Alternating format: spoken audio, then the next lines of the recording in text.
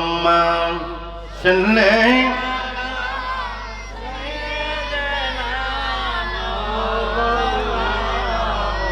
وعلى آل سيدنا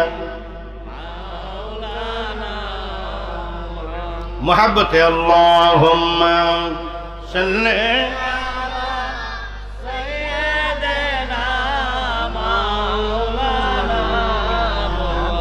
وعلى آل سيدنا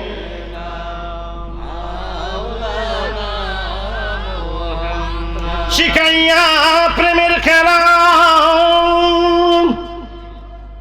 কই লুকাইলা কামিলিওয়ালা দেখো দিয়া নিবাও জ্বালা ওরাও মনের বাসনা আল্লাহুম্মা সাল্লি মাওলানা মুহাম্মদ ওয়ালা আলি সাইয়্যিদিনা দেখলে কি প্রাণ ঠান্ডা লাগবে না দেখিলে নয়নে দয়া করে ওগো নবীজি একবার দাও দেখাও স্বপনে আল্লাহুম্মা সাল্লি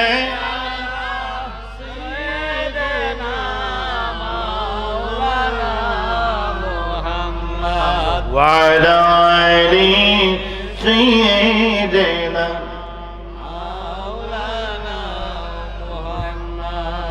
একটু মহব্বতে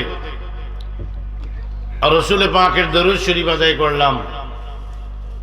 অনেকক্ষণ পর্যন্ত আমরা ওয়াজ শুনলাম, অল্প কিছুক্ষণ সময় আমরা আল্লাহর জিকির করে, এটা ওলির দরবার, তারপরে আলোচনায় যাব ইনশাআল্লাহ। আগামীকাল জোহর পর্যন্ত শুরুক না, কি করব? কাজে যাবেন, বিলে যাবেন না, ব্যবসায় যাবেন না, চাকরিতে যাবেন না, কি করবেন?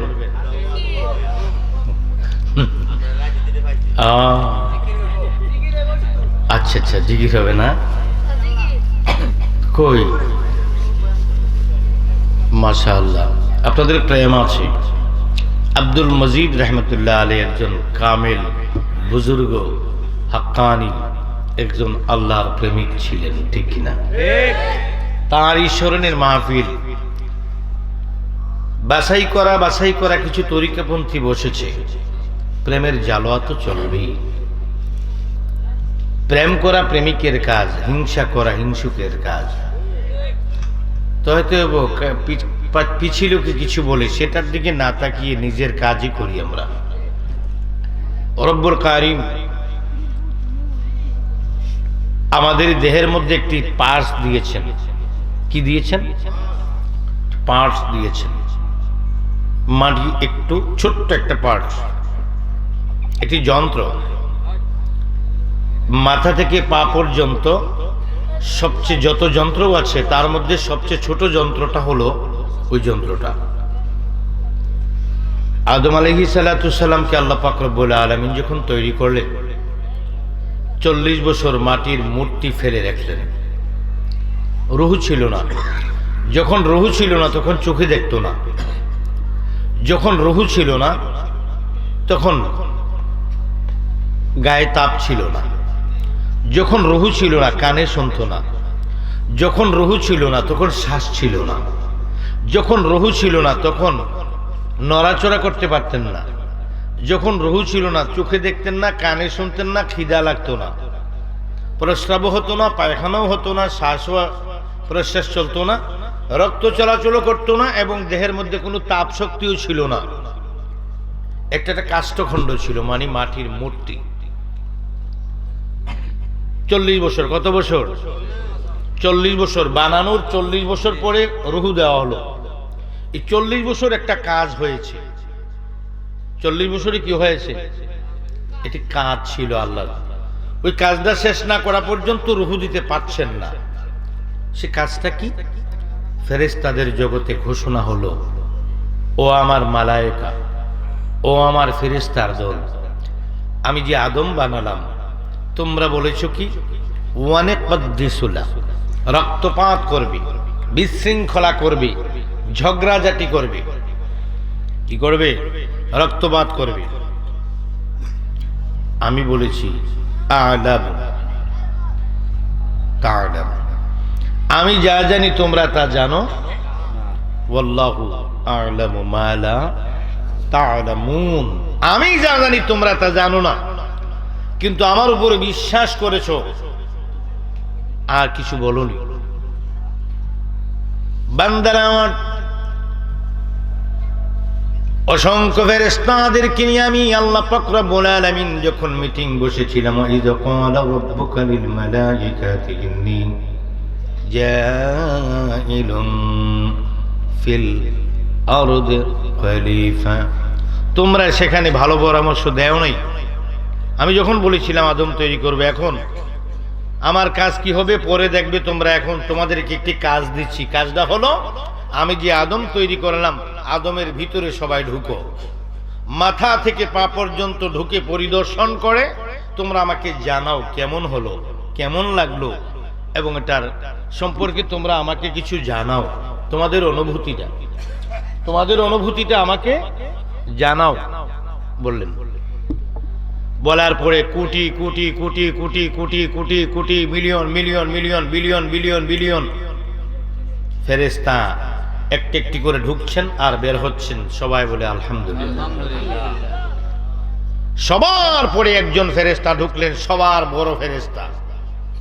সব ফেরেশতা থেকে যার মর্যাদাও বড়, উনি জাতিতে হলো জিন, কিন্তু আল্লাহ ইবাদতে খুশি হয়ে প্রমোশন দিয়ে ওনাকে ঘোষণা দিলেন মুআল্লিমুল মালায়েকা, ট্রেনার অফ এঞ্জেল, ফেরেশতাদের ট্রেনার, ফেরেশতাদের শিক্ষক।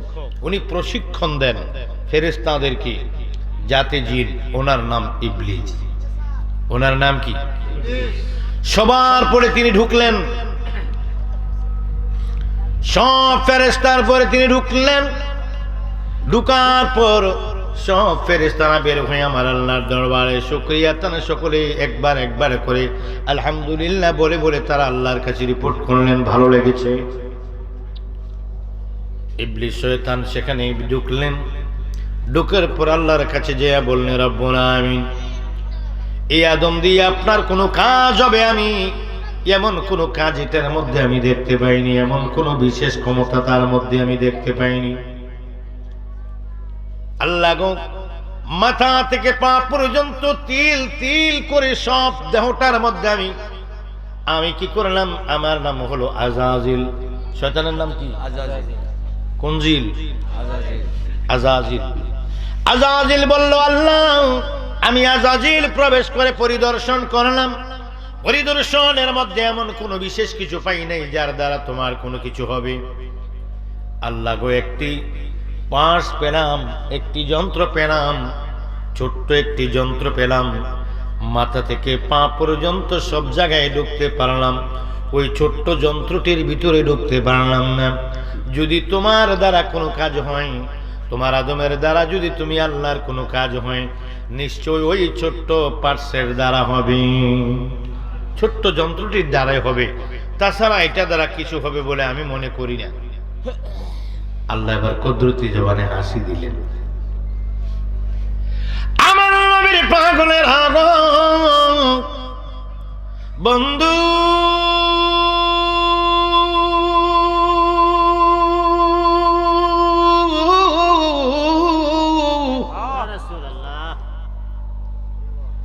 যেই পার্সের কথা হযরত আদম আলাইহিস সালামের দেহের ভিতরে সব জায়গার মধ্যে ঢুকলো, যেই পাশের ভিতরে ঢুকতে পারলো না, যে যন্ত্রের ভিতরে ঢুকতে পারলো না, যে যন্ত্রটার সম্পর্কে আজাজিল বলে, আল্লাহ এটার ভিতরে একটা ছোট্ট বাক্স দেখলাম, কোনো কিছু এটার মধ্যে ঢোকার কোনো রাস্তা নাই, যদি কোনো কিছু এটার দ্বারা হবে। আমার আল্লাহ হাসলেন, ওই যন্ত্রটার নাম কি?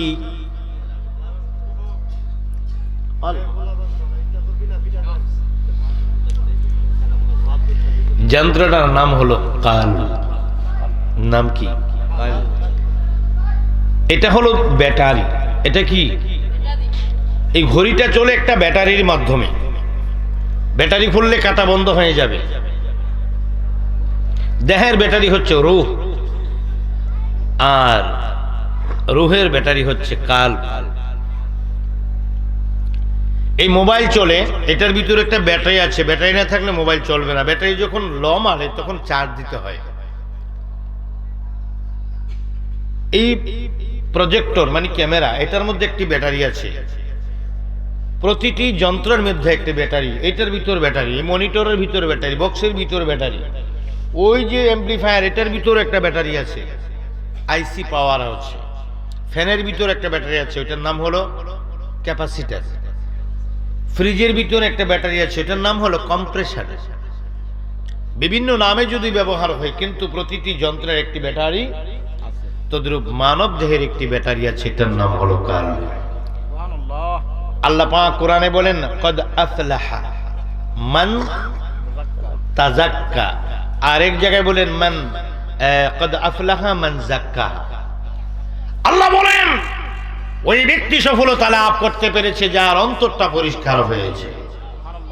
এজন্য আমার আব্বাজান একটি কালাম বলেছিলেন, পবিত্র কর আগে মন, বিশুদ্ধ না হইলে রে মন হবে না সাধন ভজন। পবিত্র কর আগে মন, মন রে পবিত্র কর আগে মন। আল্লাহু আকবার বলে কষ্ট হয়েছে। এবার মন পবিত্র করতে হলে পোশাক পবিত্র হলে চলবে না, চেহারা সুন্দর হলে চলবে না, ব্যবহার সুন্দর হলে চলবে না, বাড়িঘর সুন্দর হলে চলবে না, লেবাস সুন্দর হলে, হাসি সুন্দর হলে, চরিত্র সুন্দর হলে চলবে না। পাশাপাশি আসল মূল জায়গায় যেতে হবে, ওইটার নাম কালব। এখন কালব সুন্দর করে কবরে না গেলে খবর আছে। এই কালবের মধ্যে আয়না লাগাইতে হবে। আমার আব্বা লিখেছেন, আমার আব্বার জীবনের প্রথম লেখা এই গজল এটি। আমি তখন ছোট ছিলাম, আমি সামনেই পাশেই ছিলাম যখন লেখাটা শুরু করেন। আয়না বানায়া দেনা কলবের ভিতর, আমার দয়াল বাবা কেবেলা কাবায়ানা রে কারিগর। আয়না বানায়া দেনা কলবের। হুজুর ওয়াজ শুরু না করে যে গান শুরু করলেন না, আমি কালবের ব্যাখ্যা দিচ্ছি। অবশ্যই শান্ত বলবই, জিকির করব, শান বলবো, ওয়াজ করব, বাতো খামো, ভিক্ষাও করবো। কেউ শুধু আল্লাহর রাস্তা করে ভিক্ষা দেন, ভিক্ষা পাইয়া জায়গা, আর কেউ ভিক্ষাটা লয়ে কটা বাতও দেন, বাতো খামো, ভিক্ষাও করবো, ওয়াজও করবো, কালামো খামো, জিকিরও করবো, মিলাদও করবো, কিয়ামও করবো, মোনাজাতও করবো, দরকার লাগলে আল্লাহ লেগে নাচবো। হ্যাঁ, কিন্তু শরীয়তের ভিতরে, শরীয়তের ভিতরে, শরীয়তের বাউন্ডারির বাইরে যাওয়া যাবে না, বাইন্ডিংসের বাইরে যাওয়া যাবে, রেঞ্জ লিমিট ক্রস করা যাবে না, আউট অফ লিমিট এখানে যাওয়া যাবে না, লিমিটের ভিতরে থাকতে হবে। ঠিক কিনা বলুন? ওখানে ওই যন্ত্রটা কি? কালব। এখন কিভাবে এটাকে পরিষ্কার করা যায়? পোশাক পরিষ্কার করলেন সার্ফ এক্সেল এবং কি এটার নাম সাবান, ডিটারজেন্ট পাউডার, ব্রাশ দিয়ে দাঁত পরিষ্কার করলেন, সাবান দিয়ে কাপড় পরিষ্কার করলেন। মন পরিষ্কার করার যন্ত্র হলো আল্লাহর জিকির। আল্লাহর জিকির ছাড়া অন্তর পরিষ্কার করার কোনো সুযোগ নাই। অতএব আমি আগে কলবের মেডিসিনটা দিয়ে তারপরে ওয়াজটা শুরু করি। কি বলেন? রাজি আছেন কি নেই? থাকবেন না যাবেন? থাকবেন না যাবেন? অনেক দূর থেকে জার্নি করে এসেছি, কুমিল্লা থেকে। আজকের জার্নি শেষ নয়, সারা বছরই চলছে এবং চলবে। ক্লান্তি পরিশ্রান্ত আমরা থাকি, তবু আমরা কথা বলি। আর আমরা পরিশ্রম সারাই বাড়িতে জানগা, আমাদেরকে ফালাই। আপনারা মানুষ ভালো না। আল্লাহ কবুল করুক, বলুন আমিন। চলুন আমরা একটু আল্লাহকে একটু স্মরণ করি, আল্লাহকে ডাকি, কয়েকটা ডাক দেই মন থেকেই। আসুন। আল্লাহ আল্লাহ আল্লাহ আল্লাহ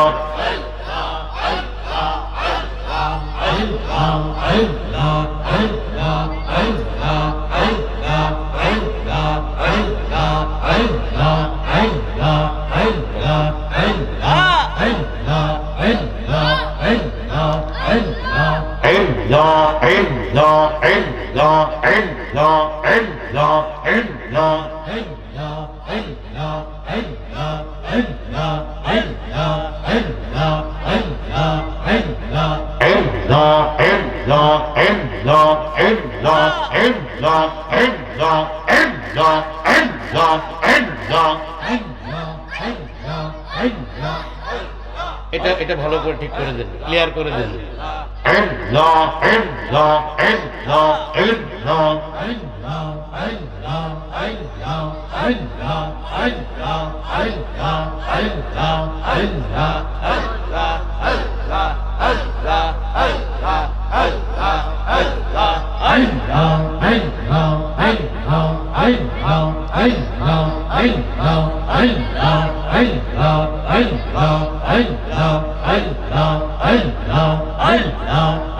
আমার নবী বিনে বান্ধব কে হোনা আইরে মুমিন ভাই নবী বিনে বান্ধব কে হোনা লা ইল্লা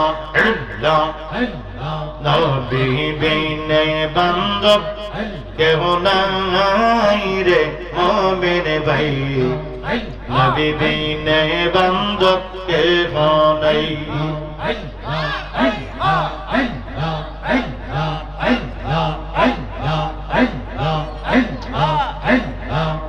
ভাই বন্ধু প্রিয় স্বজন তিরি পুত্র কন্যাগণ সবার চাইতে নবীজি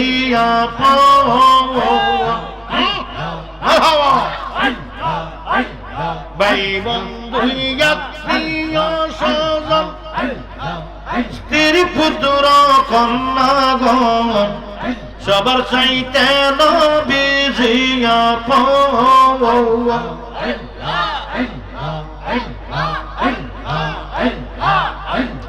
রহমাতাল লিল আলামিন শাফিউল মুজনিবিন ঘোষণা দিয়েছেন আল্লাহ রে মুমিন ভাই নবী বিনে দরদে কেউ নাই আল্লাহ আল্লাহ আল্লাহ আল্লাহ আল্লাহ আল্লাহ আল্লাহ আল্লাহ আল্লাহ ওটার মধ্যে ভিড় দিয়ে আর একটু ভিড় দিয়ে ক্লিয়ার করে একটু একটু দিয়ে দেবেন। আল্লাহ আল্লাহ আল্লাহ আল্লাহ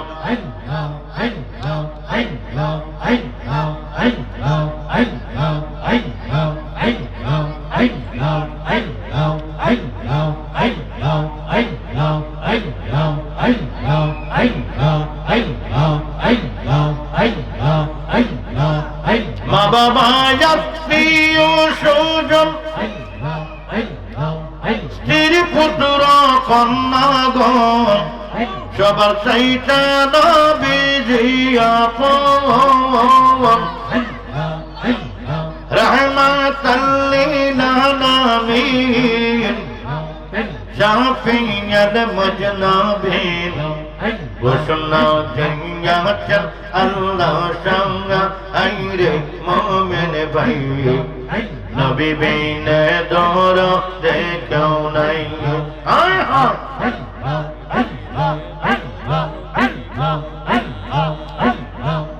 নবী বিনে বান্ধব কেউ নাই রে মুমিন ভাই নবী বিনে দরদে কেউ নাই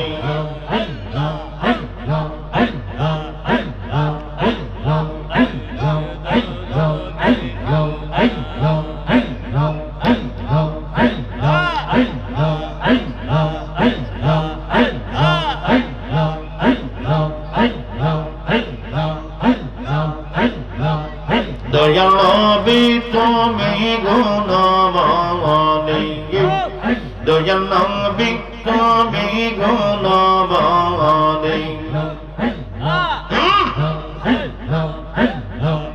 পাপী লোক সরাইবে বলে গোরা নেতে সঙ্গ নিগণঙ্গ বেঙ্গে দয়াল নবী তুমি গুণবঙ্গনে দয়াল নবী তুমি গুণবঙ্গনে মারহাবা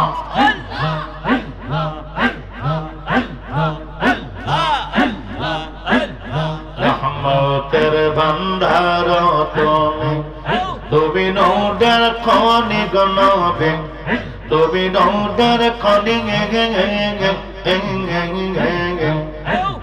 রহমতের ভান্ডার তুমি তুমি নৌডার খনি গনবে তুমি নৌরের খনি হায় হায়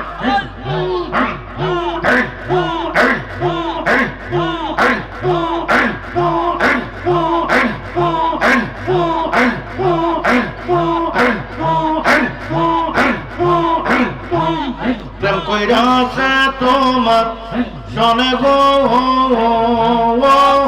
আমার আল্লাহ কাদের গো নিগণ দয়াল নবী তুমি গুণবঙ্গনে দয়াল নবী তুমি গুণবঙ্গনে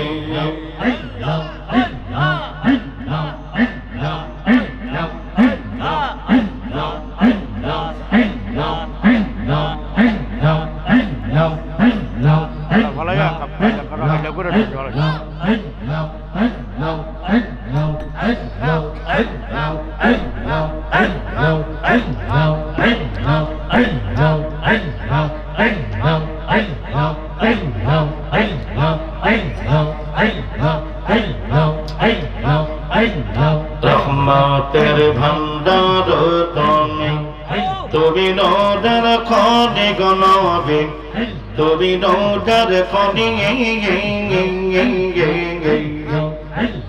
রহমতের ভান্ডার তুমি তুমি নৌডার খনি গনবে তুমি নৌডার খনি প্রেম কইরাছে তোমার শোনে গো আমার আল্লাহ কাদের গো নিগণ দয়াল নবী তুমি গুণমনি দয়াল নবী তুমি গুণমনি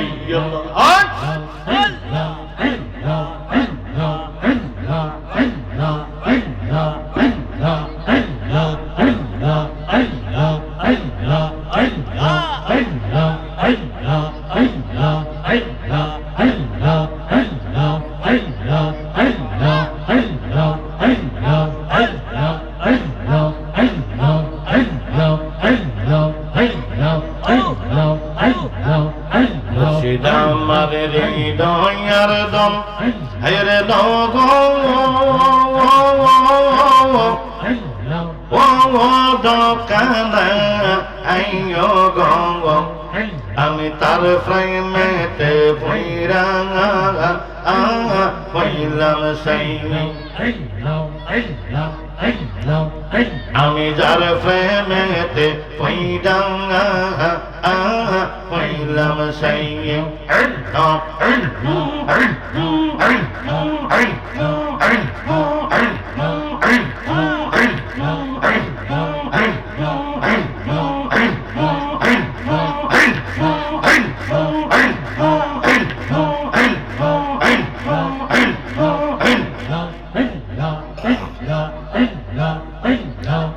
সকল দোষের দোকিয়ামি সকল দোষের দুকিয়ামি দোকে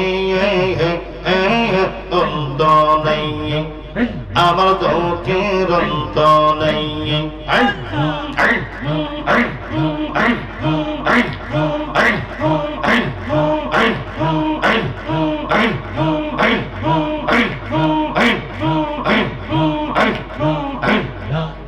সকল জালা পাশরিব সকল জালা গো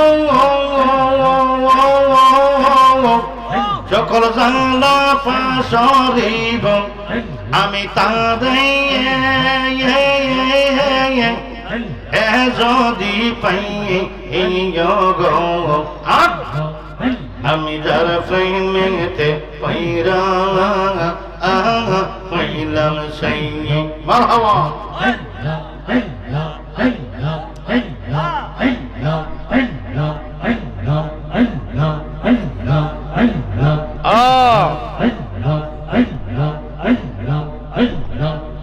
আমায় বইলা দেগ অপরশি বইলা দেগ অপরশি তারে কোথায় পাই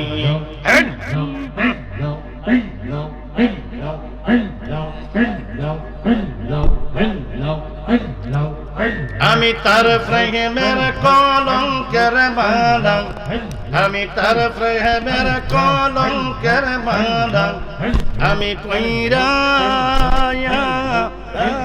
এটা বন্ধ করে দাও আসি গোলা আই গো গো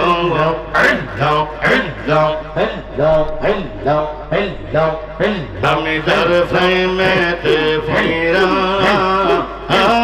পাইলাম সেই আমি তার প্রেমেতে ফিরা পাইলাম সেই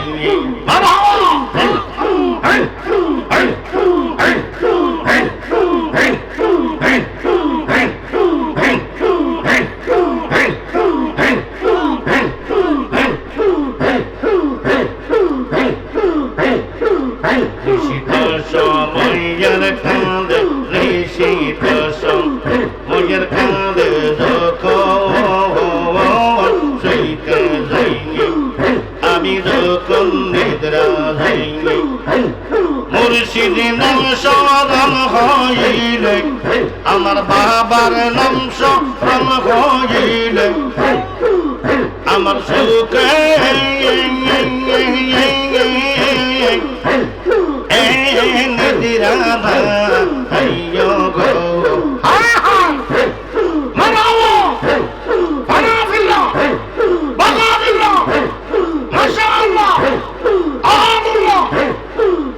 আমি যার প্রেমেতে ফিরা হইলাম সেই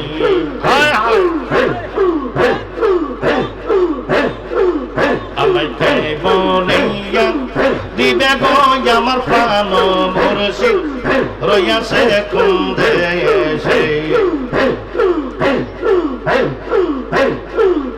আমি বন্ধুর সুখী মহারোগী বাজানোর সুখী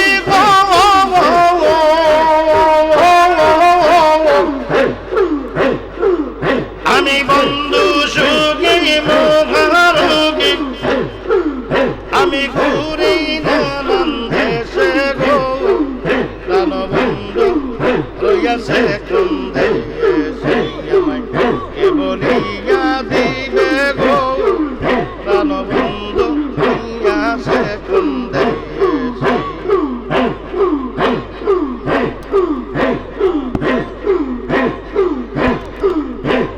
সরিয়া মোধে গো বন্ধে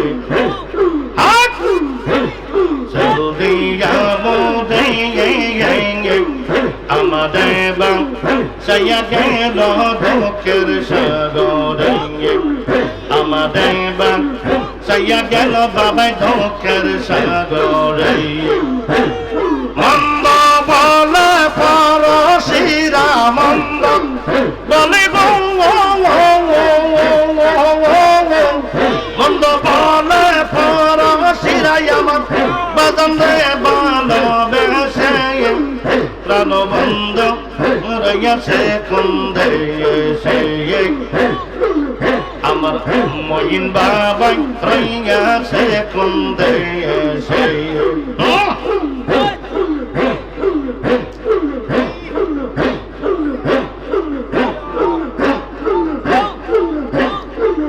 পাগল মমিন রে বন্ধু পাগল মমিন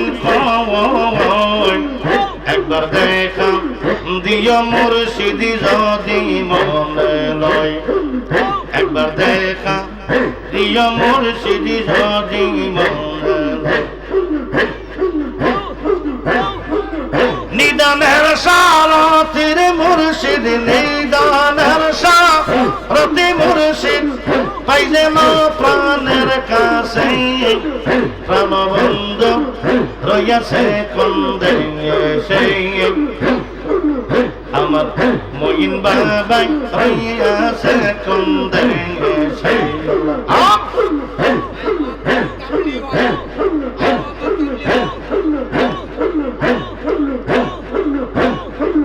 মোহাম্মদ কামলে ওয়ালা আইরে আহমদ বোকে ইয়া মোহাম্মদ কামলে ওয়ালা আইরে আহমদ বোকে হক হক হক ডাকে তোমার প্রীত দাসে ডাকে তোমার প্রীত দাসে শান্তি দাও মোর কলি জাঙ্গাই ইয়া মোহাম্মদ কামলে ওয়ালা আইরে আহমদ বোকে ইয়া মোহাম্মদ কামলে ওয়ালা আইরে আহমদ বোকে হক হক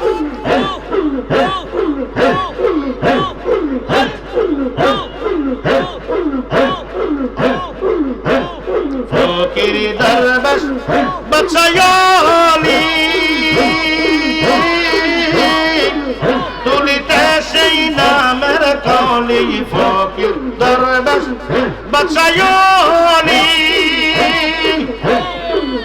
আইরি তুলিতে সেই নামের কলি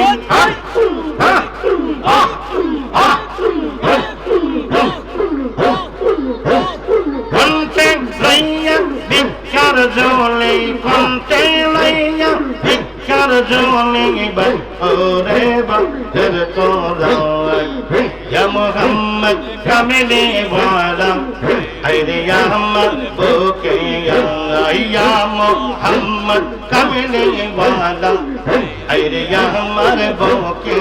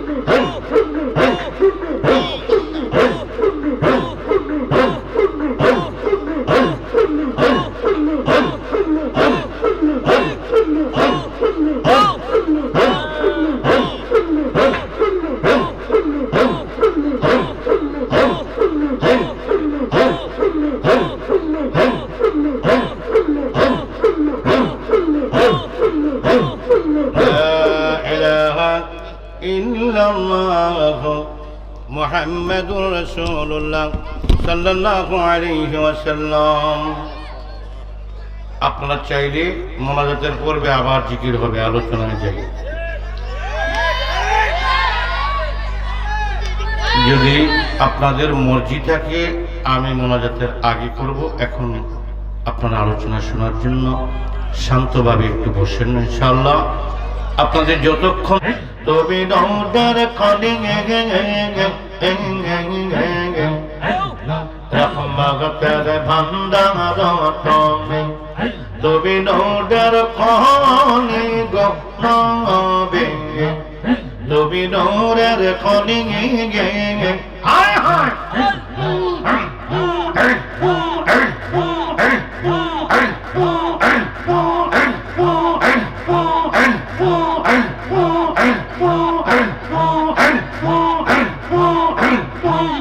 প্রেম কইরাছে তোমার শোনে গো আমার আল্লাহ কাদের গো নিগণবে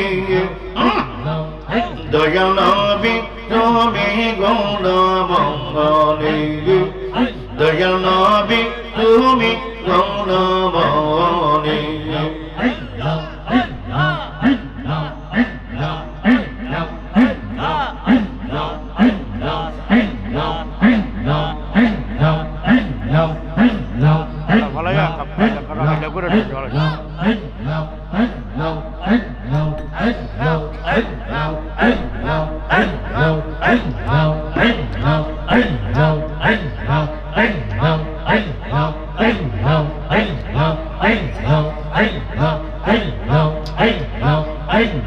রহমতের ভান্ডার তুমি তুমি নদর খনি গনবে তুমি নদর খনি রহমতের ভান্ডার তুমি তুমি নদর খনি গনবে তুমি নদর খনি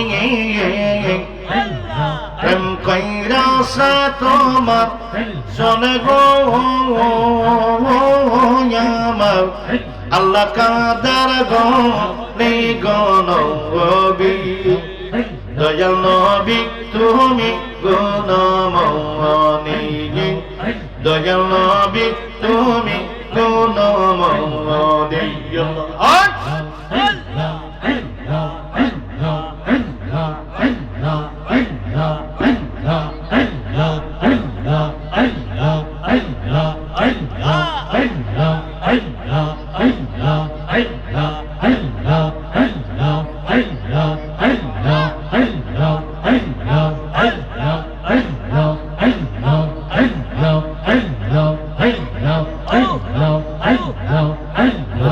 আমার হৃদয়ের দম হেরে নগ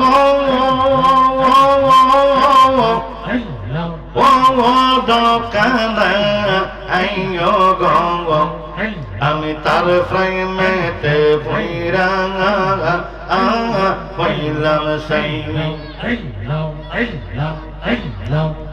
আমি যার প্রেমেতে ভৈরা হইলাম সেই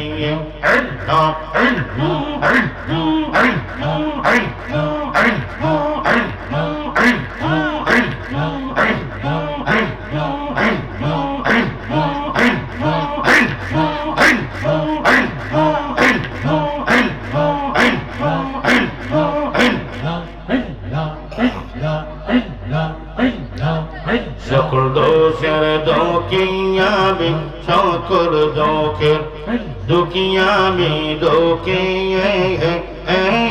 অন্ত নেই আমার দোকের অন্ত নেই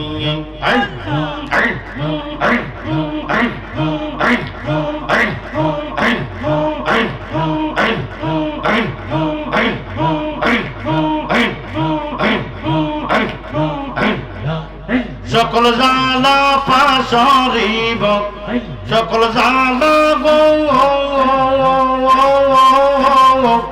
সকল জালা পাশরিব আমি তাদের যদি পাই গো আমি যার প্রেমেতে পৈরা হইলাম সেই মারহাবা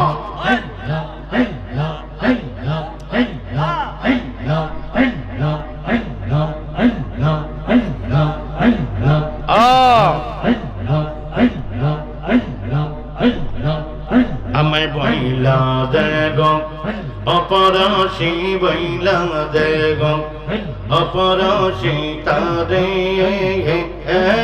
কোথায় পাই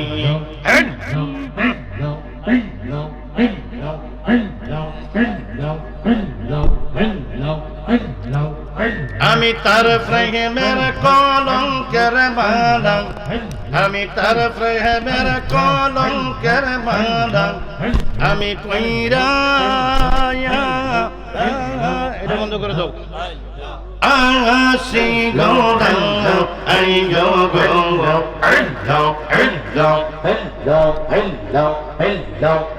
আমি তার প্রেমেতে ফিরা হইলাম সেই আমি তার প্রেমেতে ফিরা হইলাম সেই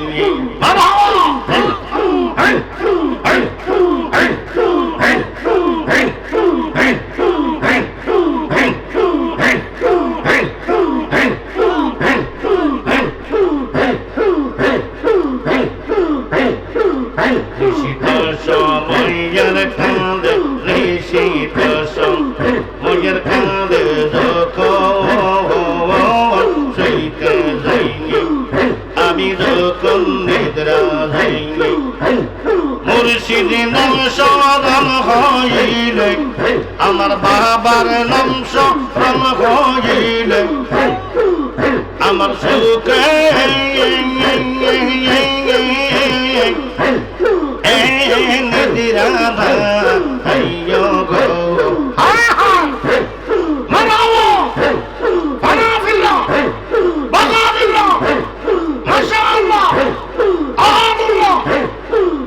আমি যার প্রেমেতে ভৈরা হইলাম সেই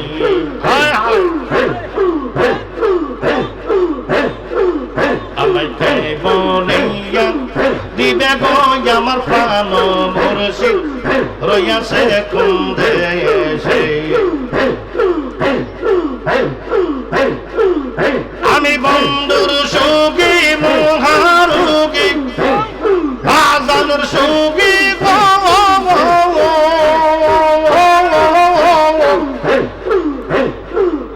আমি বন্ধু সুখী মহারোগী আমি ঘুরি নানান দেশে গো প্রাণ বন্ধু রইয়াছে কুন্দে সেই আমাকে বলিয়া দিবে গো প্রাণ বন্ধু রইয়াছে কুন্দে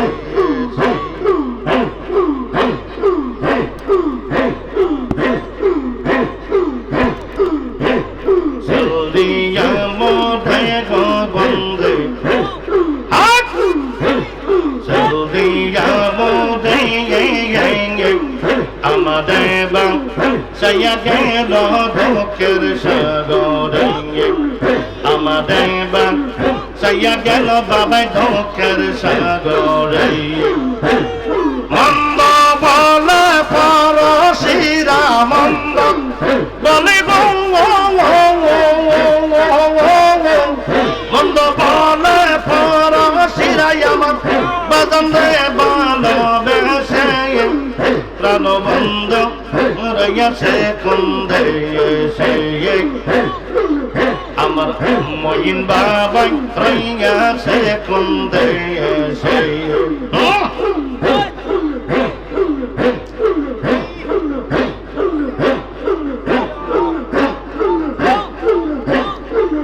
পাগল মমিন কইরে বন্ধু পাগল মমিন কই একবার দেখা দিও মুর্শিদি যদি মনে লয় একবার দেখা দিও মুর্শিদি যদি মনে লয়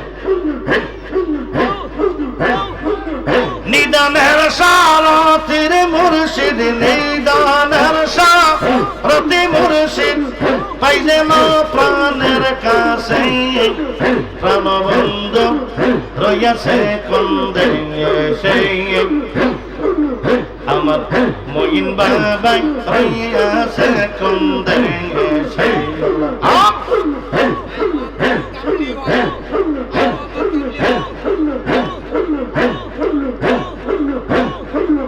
মোহাম্মদ কামলে ওয়ালা আইরে আমার বুকে ইয়া মোহাম্মদ কামলে ওয়ালা আইরে আমার বুকে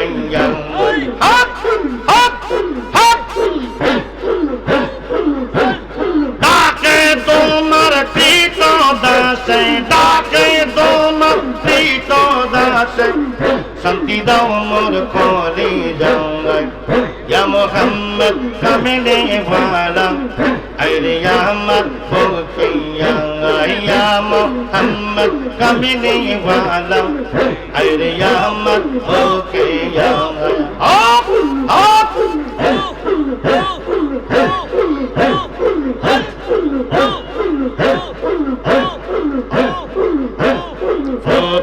দরবেশ বৎসয়লি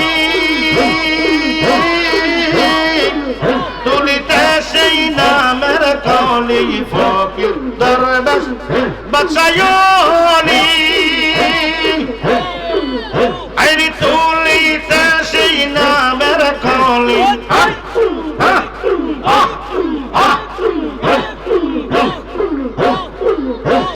কন্তে লইয়া ভিক্ষার জলে কন্তে লইয়া ভিক্ষার জলে ওরে বাদের তোরা ইয়া মুহাম্মদ কামিলে ওয়ালা আইরে ইয়া আমার বুকে ইয়া মুহাম্মদ কামিলে ওয়ালা আইরে ইয়া আমার বুকে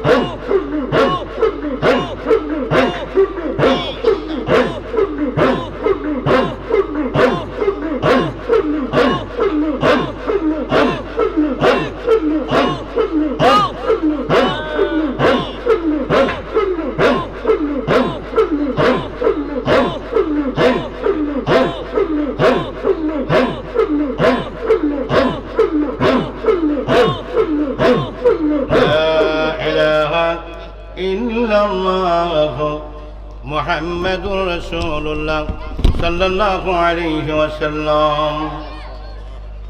আপনারা চাইলে মোনাজাতের পূর্বে আবার জিকির হবে, আলোচনায় যাই। যদি আপনাদের মর্জি থাকে আমি মোনাজাতের আগে করব, এখন আপনারা আলোচনা শোনার জন্য শান্তভাবে একটু বসেন ইনশাআল্লাহ। আপনাদের যতক্ষণ আগে বারাকাতু আস্তে আচ্ছা মাশাআল্লাহ। মহান আল্লাহ পাক রব্বুল আলামিনের দরবারে লাখ কোটি শুকরিয়া আদায় করলাম যে আল্লাহ পাক রব্বুল আলামিন আজকের মাহফিলে আমাদেরকে আসার জন্য বসার জন্য তৌফিক দান করলেন। ওই মহান প্রভুর দরবারে একবার চিৎকার মেরে বলুন আলহামদুলিল্লাহ।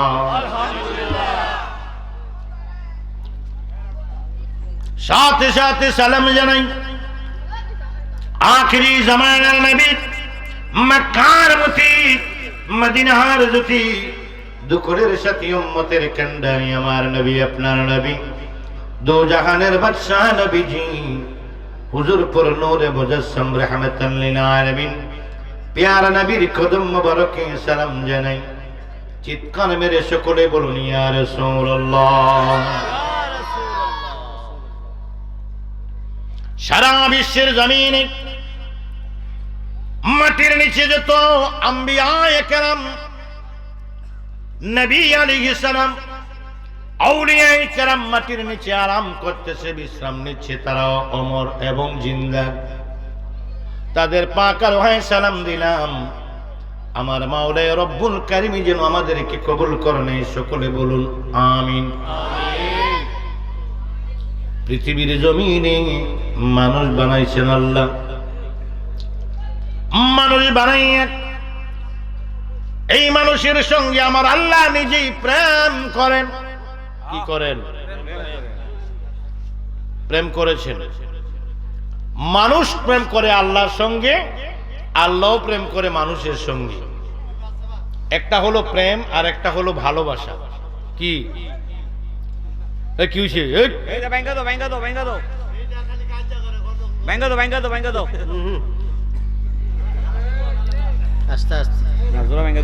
আর কাজে করবে না।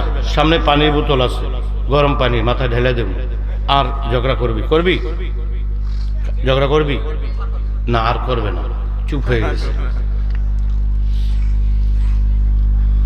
একটি হলো ভালোবাসা আর একটি হলো প্রেম। আমি আপনাকে ভালোবাসি, আপনি আমাকে ভালোবাসেন না, এটা আমার একদিকের ভালোবাসা। আমি আপনাকে ভালোবাসি, আপনিও আমাকে ভালোবাসেন, এবার হয়ে গেছে প্রেম।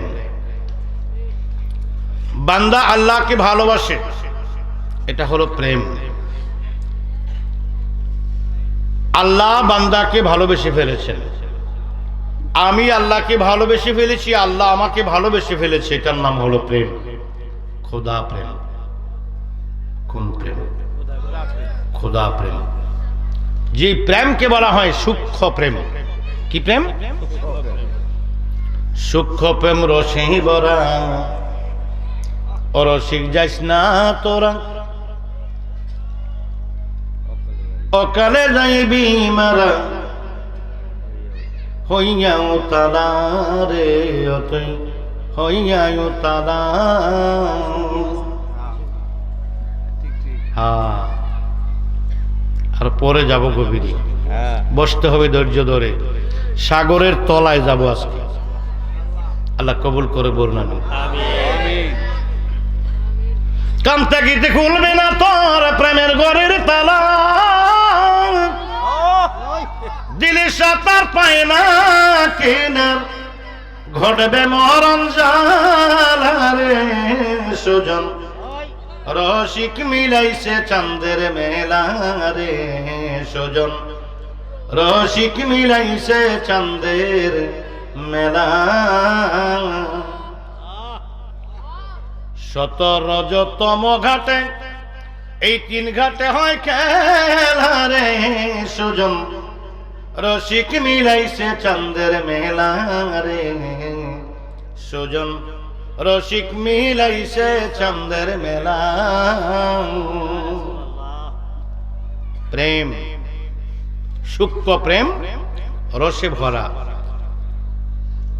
আল্লাহর সঙ্গে বান্দা যদি প্রেম করে, আর আমার আল্লাহ যদি সেই প্রেম অ্যাকসেপ্ট করে, ওই প্রেমকে বলা হয় সূক্ষ্ম প্রেম।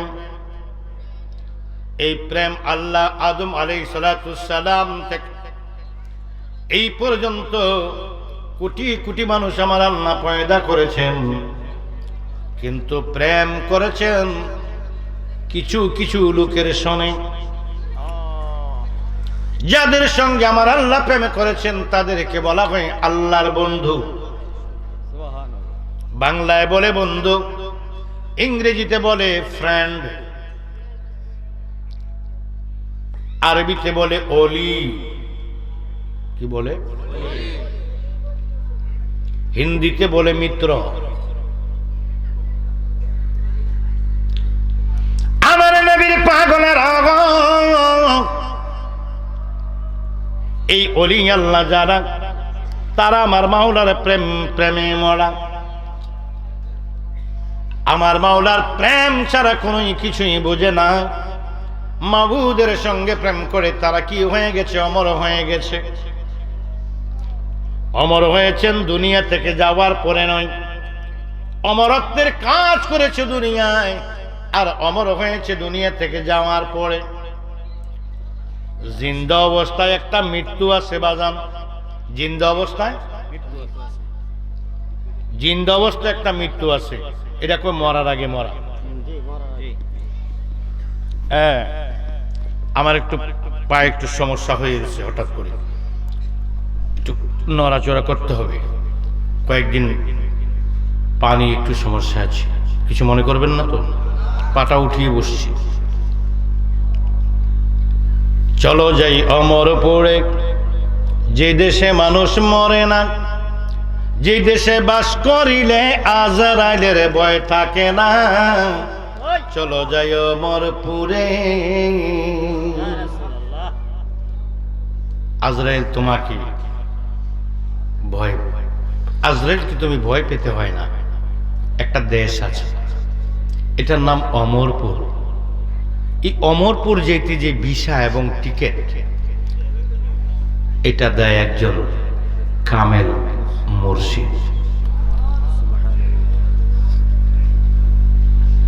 এই অমরপুরে ঠিকানা যেতে হলে সাধনার দেশে আসতে হবে। সাধনার দেশে যেতে হলে মুর্শিদের প্রেমে সাগরে ডুব দিতে হবে। আমার বন্ধু গাভীর মনোযোগ,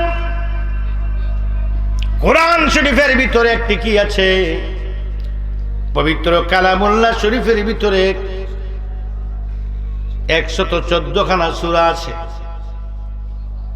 114 খানা সূরার ভিতরে একটি সূরার নাম হচ্ছে কি? সূরাতুল কাহফ। সূরাতুল কাহফ। সূরাতুল কাহফ শব্দের অর্থ হলো গুহা। কোনহা? আবার কয় কোনহা? জোরে বলে কোনহা? গুহা।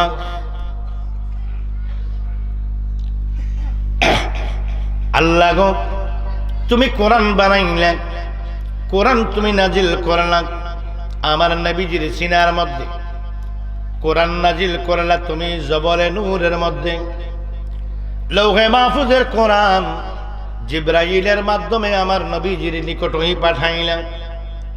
ওই কোরআনে তুমি কেন গুহা নামক একটি সূরার নাম তুমি গুহা দিলে, তার কারণ কি? আল্লাহ বলে, ওখানে কথা হচ্ছে একদম চোখ।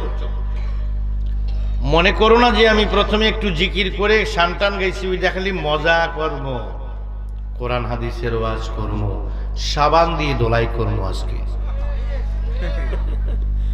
এদেশের বেয়াদব দিন দিন বেড়ে যাচ্ছে।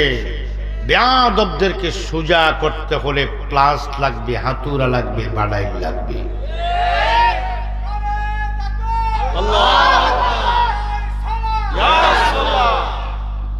সূরার নাম কি? কাহফ। কাহফ। কাহফ শব্দের অর্থ হলো গুহা।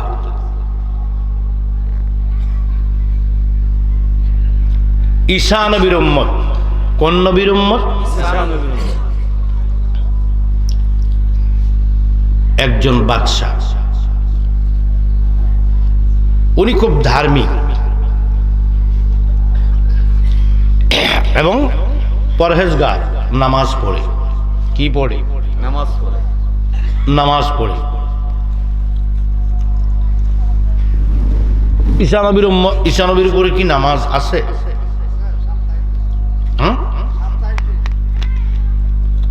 নামাজ কয় ওয়াক্ত?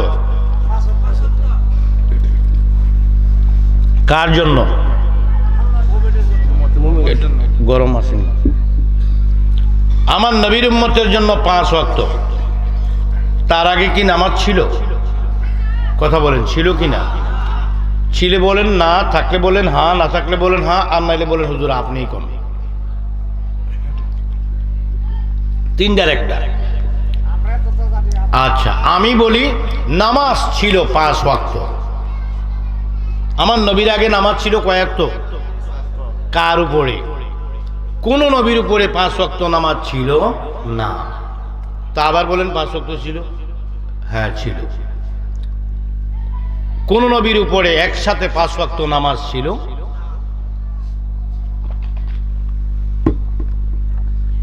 আদম আলাইহিস ইসলামের উম্মতের উপরে ফরজ হয়েছিল ফজরের নামাজ।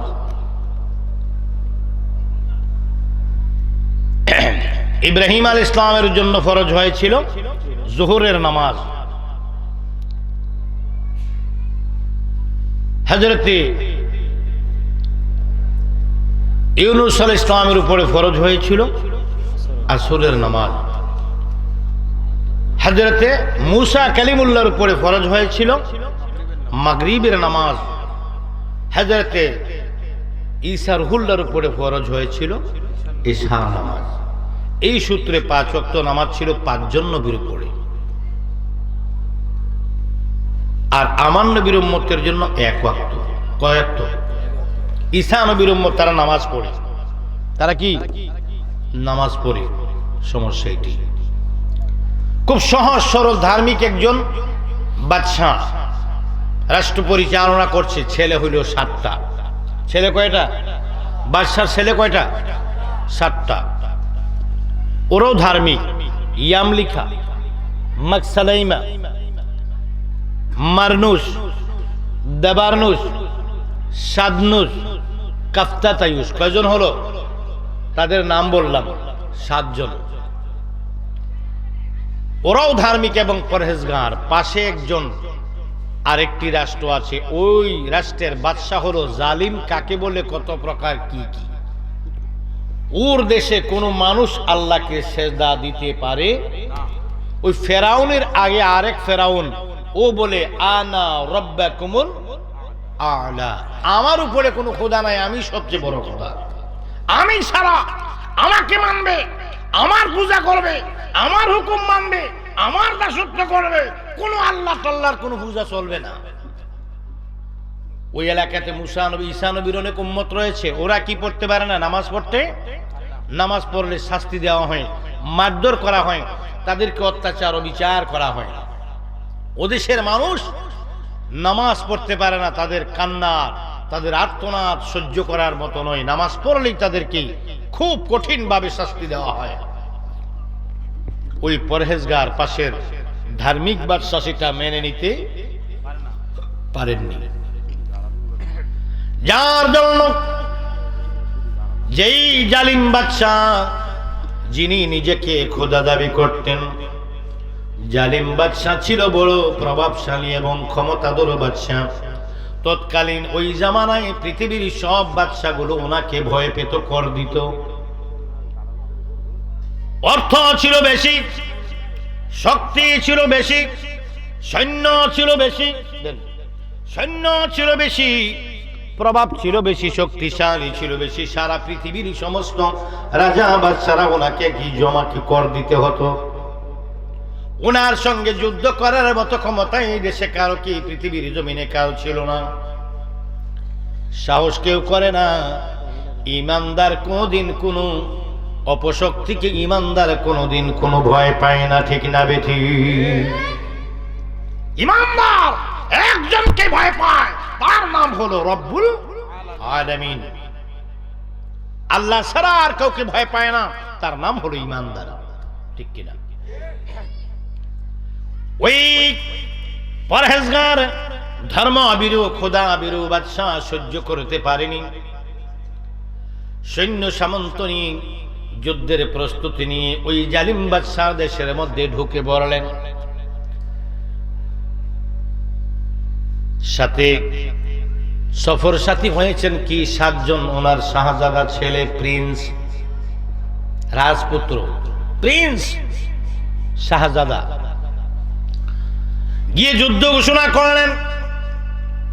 যুদ্ধ ঘোষণা করার পর ওই জালিম বাদশাহ রাজপ্রাসাদের মধ্যে বসে হাসতে হাসতে কি পেট ব্যথা হয়ে গেছে। আরে সারা বিশ্বটাকে আমি ভয় পাই না, ও মশা আসছে আমার সাথে যুদ্ধ করতে, এটা কিভাবে আসলো, কিভাবে? সৈন্যদেরকে ডেকে বলে, ওই সৈন্যরা, তোমরা তাকে বুঝিয়ে দাও আমার সাথে যুদ্ধ করার স্বাদ কত মজা, বুঝিয়ে দাও তাকে, থুলি স্বাদ করে দাও। ঘোষণা করলেন। ঘোষণা করার পর ওই রাষ্ট্রের কি জালিম বাদশার সৈন্য কি, তাদের চাইতে তাদের কি সৈন্য 1000 গুণ বেশি এবং তারা বেশি শক্তিশালী। ওরা গিয়ে ঝাঁপাইয়া পড়লেন যুদ্ধের ময়দানে। ঝাঁপাইয়া পড়ার পর অল্প সময়ের ভিতরে সেই পরহেজগার দিনদার ইমানদার বীরু বাদশা পরাজিত হয়ে গেলেন। সৈন্যদেরকে কি করে ফেললো? সৈন্যদেরকে মেরে ফেলা হলো, বাদশাকেও মেরে ফেলা হলো। অবশিষ্ট বাদশার সন্তান 7 জনকে তারা বন্দী করে নিয়ে গেল।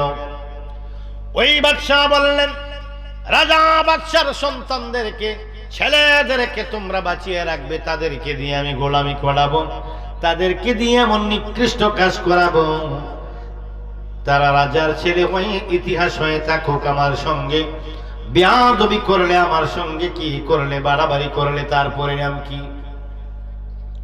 এজন্য তাদেরকে তোমরা কি পাকড়াও করো, তাদেরকে তোমরা মেরুন অ্যারেস্ট করে নিয়ে আসো। বাদশার হুকুমে, বাদশার হুকুমে ওই পরাজিত সেই বাদশার 7 জন ছেলেকে কি করা হলো? বন্দী করে রাখা হলো। সবাইকে মেরে ফেললো, ওই 7 জনকে জীবিত রাখলো। 7 জনকে ধরে নিয়ে গেল রাজপ্রাসাদে, বলল তোমরা চিরবন্দী, চিরবন্দী তোমরা কিয়ামত কোনোদিন আর যতদিন বেঁচে থাকো যেতে পারবে না, বাঁচতে হলে যা বলি তাই মানতে হবে। একজনকে দিল, আমি বাদশা টয়লেটে গেলে, বাথরুমে গেলে, পায়খানায় গেলে তুমি পানি খরচ করাইবা। ওরাও কিন্তু বাদশার ছেলে, কত কষ্টের কাজ দিলেন দেখেন। আরেকজনকে বললেন এই রাজ দরবারে যত টয়লেট আছে সবগুলোর মধ্যে তুমি পানি দিবা। আরেকজনকে বললেন এই রাজপ্রাসাদে যত কি কর্মচারী আছে সকলের জুতাগুলো তুমি পলিশ করবা, কালি করবা, পরিষ্কার করে দিবা। আরেকজনকে বলল তুমি আমার এই রাজ দরবারের সমস্ত কি ময়লার ট্যাঙ্কিগুলো পরিষ্কার করবা। এমনি করে জারুদার থেকে আরম্ভ করে ডেক মোছা পর্যন্ত, কি ডেকসি মাছা পর্যন্ত, মোছা পর্যন্ত, পানি খরচ করানো পর্যন্ত তাদেরকে সেই নিকৃষ্ট কি নিম্নদরের ঘৃণিত কাজগুলো তাদেরকে দিলেন বাদশার সন্তানদেরকে। ওরা দিনের বেলায় সারাদিন বাদশার গোলামি করে, রাতের বেলায় আমার মাওলার গোলামি করে। সবাই রাতের বেলা ঘুমায়, ওই 7 জন আল্লাহর ওলি সেই বাদশার ছেলেরা তিনি রাতের বেলায় ঘুমায় না। দিনের বেলায় বাদশার হুকুম পালন করি, ফজরের নামাজ গোপনে গোপনে ইশারায় আদায় করে, যেই নামাজের জন্য এলাকার মানুষকে হত্যা করা হতো, নির্মম অত্যাচার করা হতো, সেই প্রতিবাদে যুদ্ধ করতে আসছে। তাদেরকে সেই নামাজের সুযোগ দেওয়া হয় না। তারা মনের ইশারায় আমার আল্লাহর নামাজ পড়ে বয়ে পড়তে পারে না। মাবুদের দরবারে কান্দে, ফজরের নামাজ ইশারায় পড়ে, সকাল বেলায় একটু আরাম করে সময় মতো ওঠে। সারাদিন বাদশার দরবারে মোতায়েন তারা গোলামি করে, রাতের বেলায় দিনের বেলায় বাদশার দরবারের গোলামি করে, রাতের বেলায় আমার মাহবুদের জন্য নামাজের মুসল্লায় বসে কান্দে। সব মানুষ যখন ঘুমিয়ে যায়, রাত দরবার যখন নিস্তব্ধ হয়ে যায়, 7 জন সেই আল্লাহর ওলি ওযু করে আল্লাহর দরবারে 2 চোখের পানি নিয়ে হাজির হয়ে যায়। ডেকে ডেকে কয় মাবুদ, তোমার চেয়ে ক্ষমতাশালী পৃথিবীর জমিনে আর কেউ নাই। আল্লাহ বাদশা আমাদেরকে বন্দী করেছে, এখান থেকেও তুমি আমাদেরকে উদ্ধার করতে পারো। যে বাদশা আমাদেরকে কি করেছে, অপমান করেছে, তাকেও তুমি অপমান করতে পারো। যেই বাদশা আমাদেরকে কি করেছে, তোমার নাম থেকে মানুষকে ফিরিয়ে রেখেছে, তুমিও তার শাস্তি দেওয়ার জন্য উত্তম শাস্তিদাতা গোনা তুমি রব্বুল আলামিন। মাবুদ, আমরা দিনের বেলায় তোমার গোলামি করতে পারি না, আমরা সেই বাদশার গোলামি করতে হয়, সেজদা করতে পারি না। তাই রাতের বেলা রাতকে রেখেছি তুমি আল্লাহর জন্য নিবেদন করে। মাবুদ, মেহেরবানি করে আমাদের আজই আমাদের সেজদা, মনের সেজদা কবুল করে নাও। বলার পরে আমার আল্লাহ পাক রব্বুল আলামিন তাদের কষ্টগুলো দেখে আমার মাওলাই সিদ্ধান্ত নিচ্ছেন তাদেরকে কি করতে হবে। অনেকদিন পর্যন্ত তারা সেই বাদশার দরবারে গোলামি করতে লাগলেন। বাদশার দরবারে গোলামি করতে করতে করতে করতে দিন যাচ্ছে। অনেকদিন যখন পুরাতন হয়ে গেল, তখন তাদের প্রতি আগের মতো আর কড়া নজরদারি নেই। ওই জালিম বাদশা ময়দানে যায়, প্রতিদিন বিকাল বেলায় রাজ দরবারের বাউন্ডারির বাইরে গিয়ে তিনি উজিরি নাজিরিদেরকে নিয়ে, রাজ দরবারের উল্লেখযোগ্য ব্যক্তিদেরকে নিয়ে তিনি মাঠের মধ্যে কুস্তিগিরি খেলা করে। কুস্তি খেলার মধ্যে নেমে যায় বাদশা। খেলার মধ্যে পটু, ভালো খেলতে পারে এবং খেলার প্রতি তার খুব বেশি একটা নেশা। বিকাল বেলায় এসে খেলে, বিকাল বেলায় দীর্ঘ সময়ে তিনি রাজদরবারের বিশেষ ব্যক্তিবর্গদেরকে নিয়ে খেলতে নেমে যায়। ওই বাদশার খেলা দেখার জন্য শত শত দর্শক সেই খেলার ময়দানে ভিড় করে দেখে। ফুটবল খেলা, ক্রিকেট খেলা, বিভিন্ন খেলা আমাদের দেশে যেমনি দাঁড়িয়ে দাঁড়িয়ে মানুষ কি করে দর্শকরা যেমনি করে উপভোগ করে, রাজ দরবারে সেই রাজকীয় মেহমানরা, আশেপাশের লোকজনেরা সেই রাজ দরবারে এসে বাদশার খেলাগুলো দেখতে আসে। খেলা যখন জমে যায়, কারো দিকে কারো খেয়াল থাকে না। তুমুল খেলা যখন জমে যায়, সবাই অপলক নয়নে তাকিয়ে থাকে। গত 2 বছর না 3 বছর আগে ওই যে আর্জেন্টিনা খেলা গেল, গোল গোল মানে খুব কাটাকাটি চলছে, মানে ফুট করে গোল হয়ে যেতে পারে, গোলের একটা মারাত্মক রূপ ধারণ করেছে। এমন সময় মানুষ কেমন ভাবে তাকায়, তার পকেটের মোবাইল আছে না নাই খবর নেই। এমন সময় তার দুনিয়ার কোনো খেয়াল থাকে না, মানে খুব হার্টবিট বাড়া থাকে, গোল গোল গোল, এমন একটা প্রস্তুতি নিয়ে খালি চিৎকার দিবে। যখন গোল হয় চিৎকার মারে, গোল, ঠিক না বেঠিক? তুমুল খেলা জমে যায়। হঠাৎ করে আল্লাহর ওলিদের মাথায় একটা বুদ্ধি ঢুকলেন। মাকসালাইমা ইয়ামলিকাকে বলে, ভাই আমার মাথায় বুদ্ধি এসেছে, আমাদেরকে প্রথম বাউন্ডারির বাহিরে যাইতে দেওয়া হতো না। অনেকদিন পুরাতন হওয়ার কারণে আমরা যখন নিজে নিজে যাই আর আসি, আমাদের প্রতি বিশ্বাস তৈরি হয়েছে। এখন আমাদেরকে আগের মতো পাহারা দেওয়া হয় না, বিকাল বেলায় খেলা দেখার মতো আমাদেরকে কি করা হয়, স্বাধীনতা দেওয়া হয়। চলো আমরা কি একটা কৌশল করে কি আমরা এখান থেকে পালিয়ে যাই, শুধু আমার আল্লাহর ইবাদত করার জন্য স্বাধীনভাবে, আমরা যেন বাকি জীবন স্বাধীনভাবে আল্লাহর ইবাদত করতে পারি। চলো এখান থেকে পালিয়ে যাই। বললো এত বড় রাজ দরবার থেকে চতুর্দিকে পাহারা, কেমনে আমরা কিভাবে আমরা পালিয়ে যাই? আইন প্রণয়ন বর্তমান জমানার মতো তখন এত বেশি কড়াকড়ি ছিল না, স্বাভাবিক। বলল হ্যাঁ বুদ্ধি পেয়েছি। মাকসালাইমা কয়, ভাই খেলার মাঠে সকলে যখন খেলা দেখতে যায়, এমন সময় কি খেলাটা একটা গভীর মুহূর্তে যখন যায়, আমি ইশারা করব, ইশারা করার সঙ্গে সঙ্গে একসাথে 7 জন বের হবে না। খেলা তুমুল জায়গায় যখন যাবে, এমন সময় একজন একজন করে আমরা পালিয়ে যাব। খেলার সেই পশ্চিম দিকে একটি জঙ্গল জুপজাপ রয়েছে, আমরা ওই মুহূর্তে যাব। খেলা শেষ পর্যায়ে, খেলাটা শেষ পর্যায়ে সন্ধ্যা গনিয়ে আসছে, সন্ধ্যা গনিয়ে অন্ধকার হয়ে আসছে, খেলাটাও জমে গেছে।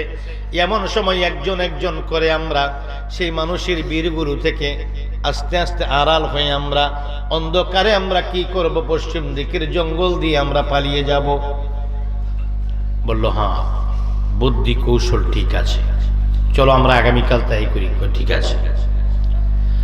সবার সঙ্গে তারা গেলেন খেলা দেখার জন্য। খেলা দেখার জন্য যখন সবাই গেলেন, সন্ধ্যা গনিয়ে আসছে। সন্ধ্যা গনিয়ে আসার পর অন্ধকার ভাব, খেলাটা তুমুল পর্যায়ে চলে গেলেন। খেলা তুমুল পর্যায়ে চলে যাওয়ার পর সবার খেলার দিকে গভীর মনোযোগ ঢুকে গেল। খুব কি খেলা গভীর এমন একটি জায়গায় গেল, সবাই অপলক নয়নি হা করে তাকিয়ে আছেন, খুব কৌতূহল নিয়ে তাকিয়ে আছেন বাদশার দিকে। সন্ধ্যা গনিয়ে আসলো। মাকসালাইমা এইভাবে ইশারা করলেন, 6 জন আস্তে আস্তে পিছনের দিকে বের হলো, কারো কোনো খবর নাই, সবাই তাকিয়ে আছেন খেলার মাঠের দিকে অপলক নয়নে। আস্তে আস্তে 7 জন ছিটিয়ে ছিটিয়ে সবাই গিয়ে জঙ্গলে একত্রিত হয়ে গেলেন। জঙ্গলে যাওয়ার পর অন্ধকার হয়ে গেল, অজানা এক পথের মধ্যে, পিছনের দিকে ফিরার সময় নাই, অন্ধকার এক পথ দিয়ে তারা কি করতে লাগলেন, অজানা এক পথ দিয়ে দৌড়াতে লাগলেন। খেলা শেষ করে বাদশাহ রাজমহলের ভিতরে ঢুকলেন। রাজমহলে যাইয়া তিনি হাত মুখ ধুয়ে নাস্তা পানি খেলেন। নাস্তা পানি খেয়ে আমাদের সময় যেটাকে এশার নামাজের ওয়াক্ত বলি, এই সময় তিনি টয়লেটে যাবেন। বললেন ইয়ামলিকাকে খবর দাও পানি দিতে। মাকসালাইমাকে বলো টয়লেটে গিয়ে আমাকে পানি খরচ করানোর জন্য প্রস্তুতি নিতে, আমি টয়লেটে যাব। ওরা যেই কামরার মধ্যে ঘুমায়, রেস্ট করে থাকে, ওই কামরার মধ্যে তাদেরকে ডাকার জন্য, ডাকিয়ে পাঠানোর জন্য ডেকে পাঠালেন। তাদেরকে সেই খবর দেওয়ার জন্য যখন কি পয়গামওয়ালা গেলেন, খবর দেনেওয়ালা গিয়ে দেখেন 7 জনের মধ্যে একজনও সেই রুমের মধ্যে কেউ নাই। বাদশার কাছে রিপোর্ট করা হলো।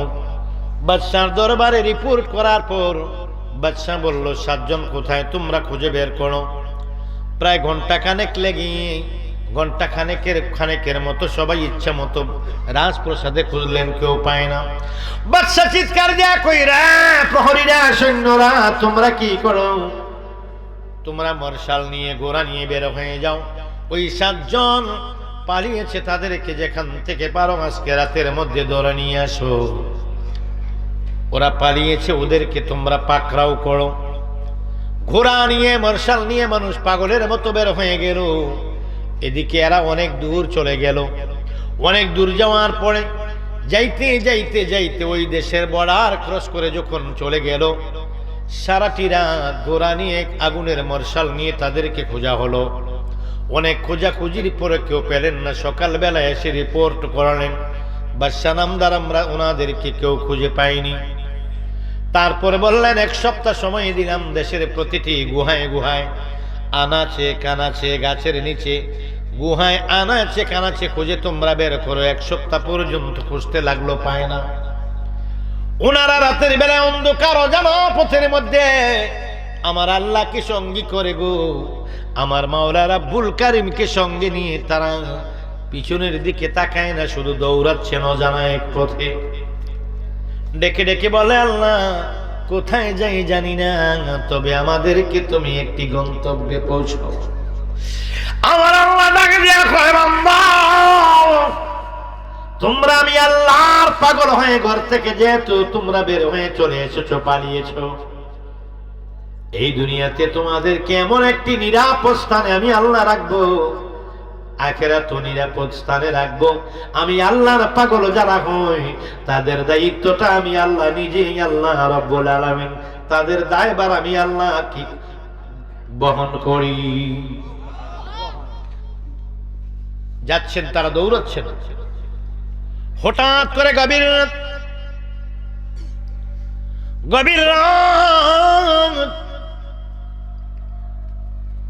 গভীর রাতের মধ্যে নির্জন একা তারা 7 জন দৌড়াচ্ছেন।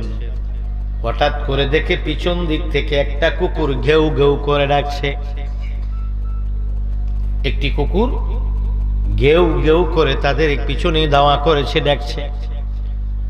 একজন বললেন, ভাই এই কুকুরটা যে ঘেউ ঘেউ করে কুকুরের ডাকে মানুষগুলো সজাগ হয়ে যাবে, মানুষগুলো সজাগ হয়ে আমাদের পিছনে দাওয়া করবে, বাদশার কাছে দড়িয়ে দেবে, জীবনে আর কোনোদিন কি আমাদের উপায় থাকবে না। এই বলে যখন কি করলেন, মন্তব্য করলেন। একজন বললে, হ্যাঁ কুকুরটাকে দৌড়াতে হবে বলে একটি সামনে পাথরের কি পড়লো, টুকরো পড়লো সামনে, পড়ার পরে ওই পাথর দিয়ে কুকুরের মাথার মধ্যে আঘাত করলেন। কুকুরটা দামি কুকুর। কি কুকুর? এই কুকুরের নাম কোরআনে আছে। কুকুরের নাম, কুকুরটার নাম কেতপীর। কুকুরটার নাম কি? আল্লাহর ওলির প্রেমে পড়লে কুকুরও দামি হয়ে যায়, আর আল্লাহর ওলির বিরোধিতা করলে একজন মানুষও আল্লাহর ঘৃণিত একজন পৃথিবীর নিকৃষ্ট ব্যক্তি হয়ে যায়। আমার নবীর পাগলের আওয়াজ বন্ধু,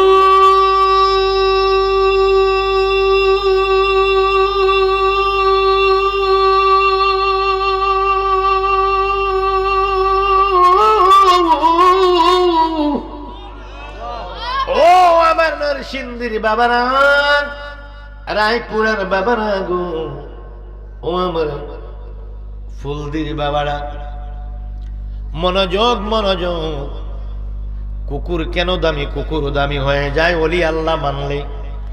মানুষও পচে যায় ওলি আল্লাহর সনে বিরোধিতা করলে, ঠিক না বেঠি? ওলি মানবি আল্লাহর কাছে দামি, ওলি আল্লাহর বিরোধিতা করবি তুই কুত্তার তো খারাপ,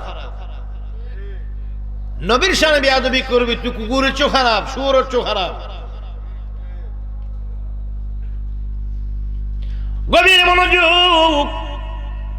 কুকুরটাকে যেই মাত্র আঘাত করলেন, কয়েকটি লাফ দিয়ে কুকুরটি তাদের সামনে চলে গেলেন। সামনে যাইয়া কুকুরের পা থাকে 4টি, পিছের 2টি পা দিয়ে বসে গেলেন। সামনের 2টি পা যেগুলো দিয়ে হাতের কাজ করে আল্লাহর দিকে উঠাইয়া চোখের পানিগুলো ছেড়ে দিলেন। ছেড়ে দিয়ে কয়, আল্লাহ গো, যেই ভাষায় কথা বললে তোমার 7 জন ওলি আমার কথাগুলো বুঝবে, এই ভাষায় মনের কথা বলার সুযোগ তুমি দান করে দাও। কত খেলা জানো রে মাওলা, কত খেলা জানো, গলায় দিয়ে প্রেম রশি, গলায় দিয়ে প্রেম রশি, আস্তে ধীরে টানো রে রঙ্গিলা ভান্ডারি মাওলা রে, রঙ্গিলা ভান্ডারি মাওলা রে। ও মাওলা রে, কেউ চলে মজনু হালে, কেউ বা পাগল বেশে রে মাওলা, কেউ বা পাগল বে, আবার ঘরে বাড়াই সারাইয়া কৌরে, ঘর বাড়ি সারাইয়া কৌরে, গোরাও নানান দেশরে, রঙ্গিলা মুর্শিদ মাওলা রে বলো, রঙ্গিলা মুর্শিদ মাওলা রে বলো। কত খেলা জানো রে মাওলা, কত খেলা, ও কত খেলা জানো রে মাওলা, কত খেলা জানো, গলায় দিয়ে প্রেম রশি, গলায় প্রেম রশি, আস্তে ধীরে টানো রে রঙ্গিলা মুর্শিদ মাওলা রে বলো, রঙ্গিলা মুর্শিদ মাওলা রে। ও মাওলা রে,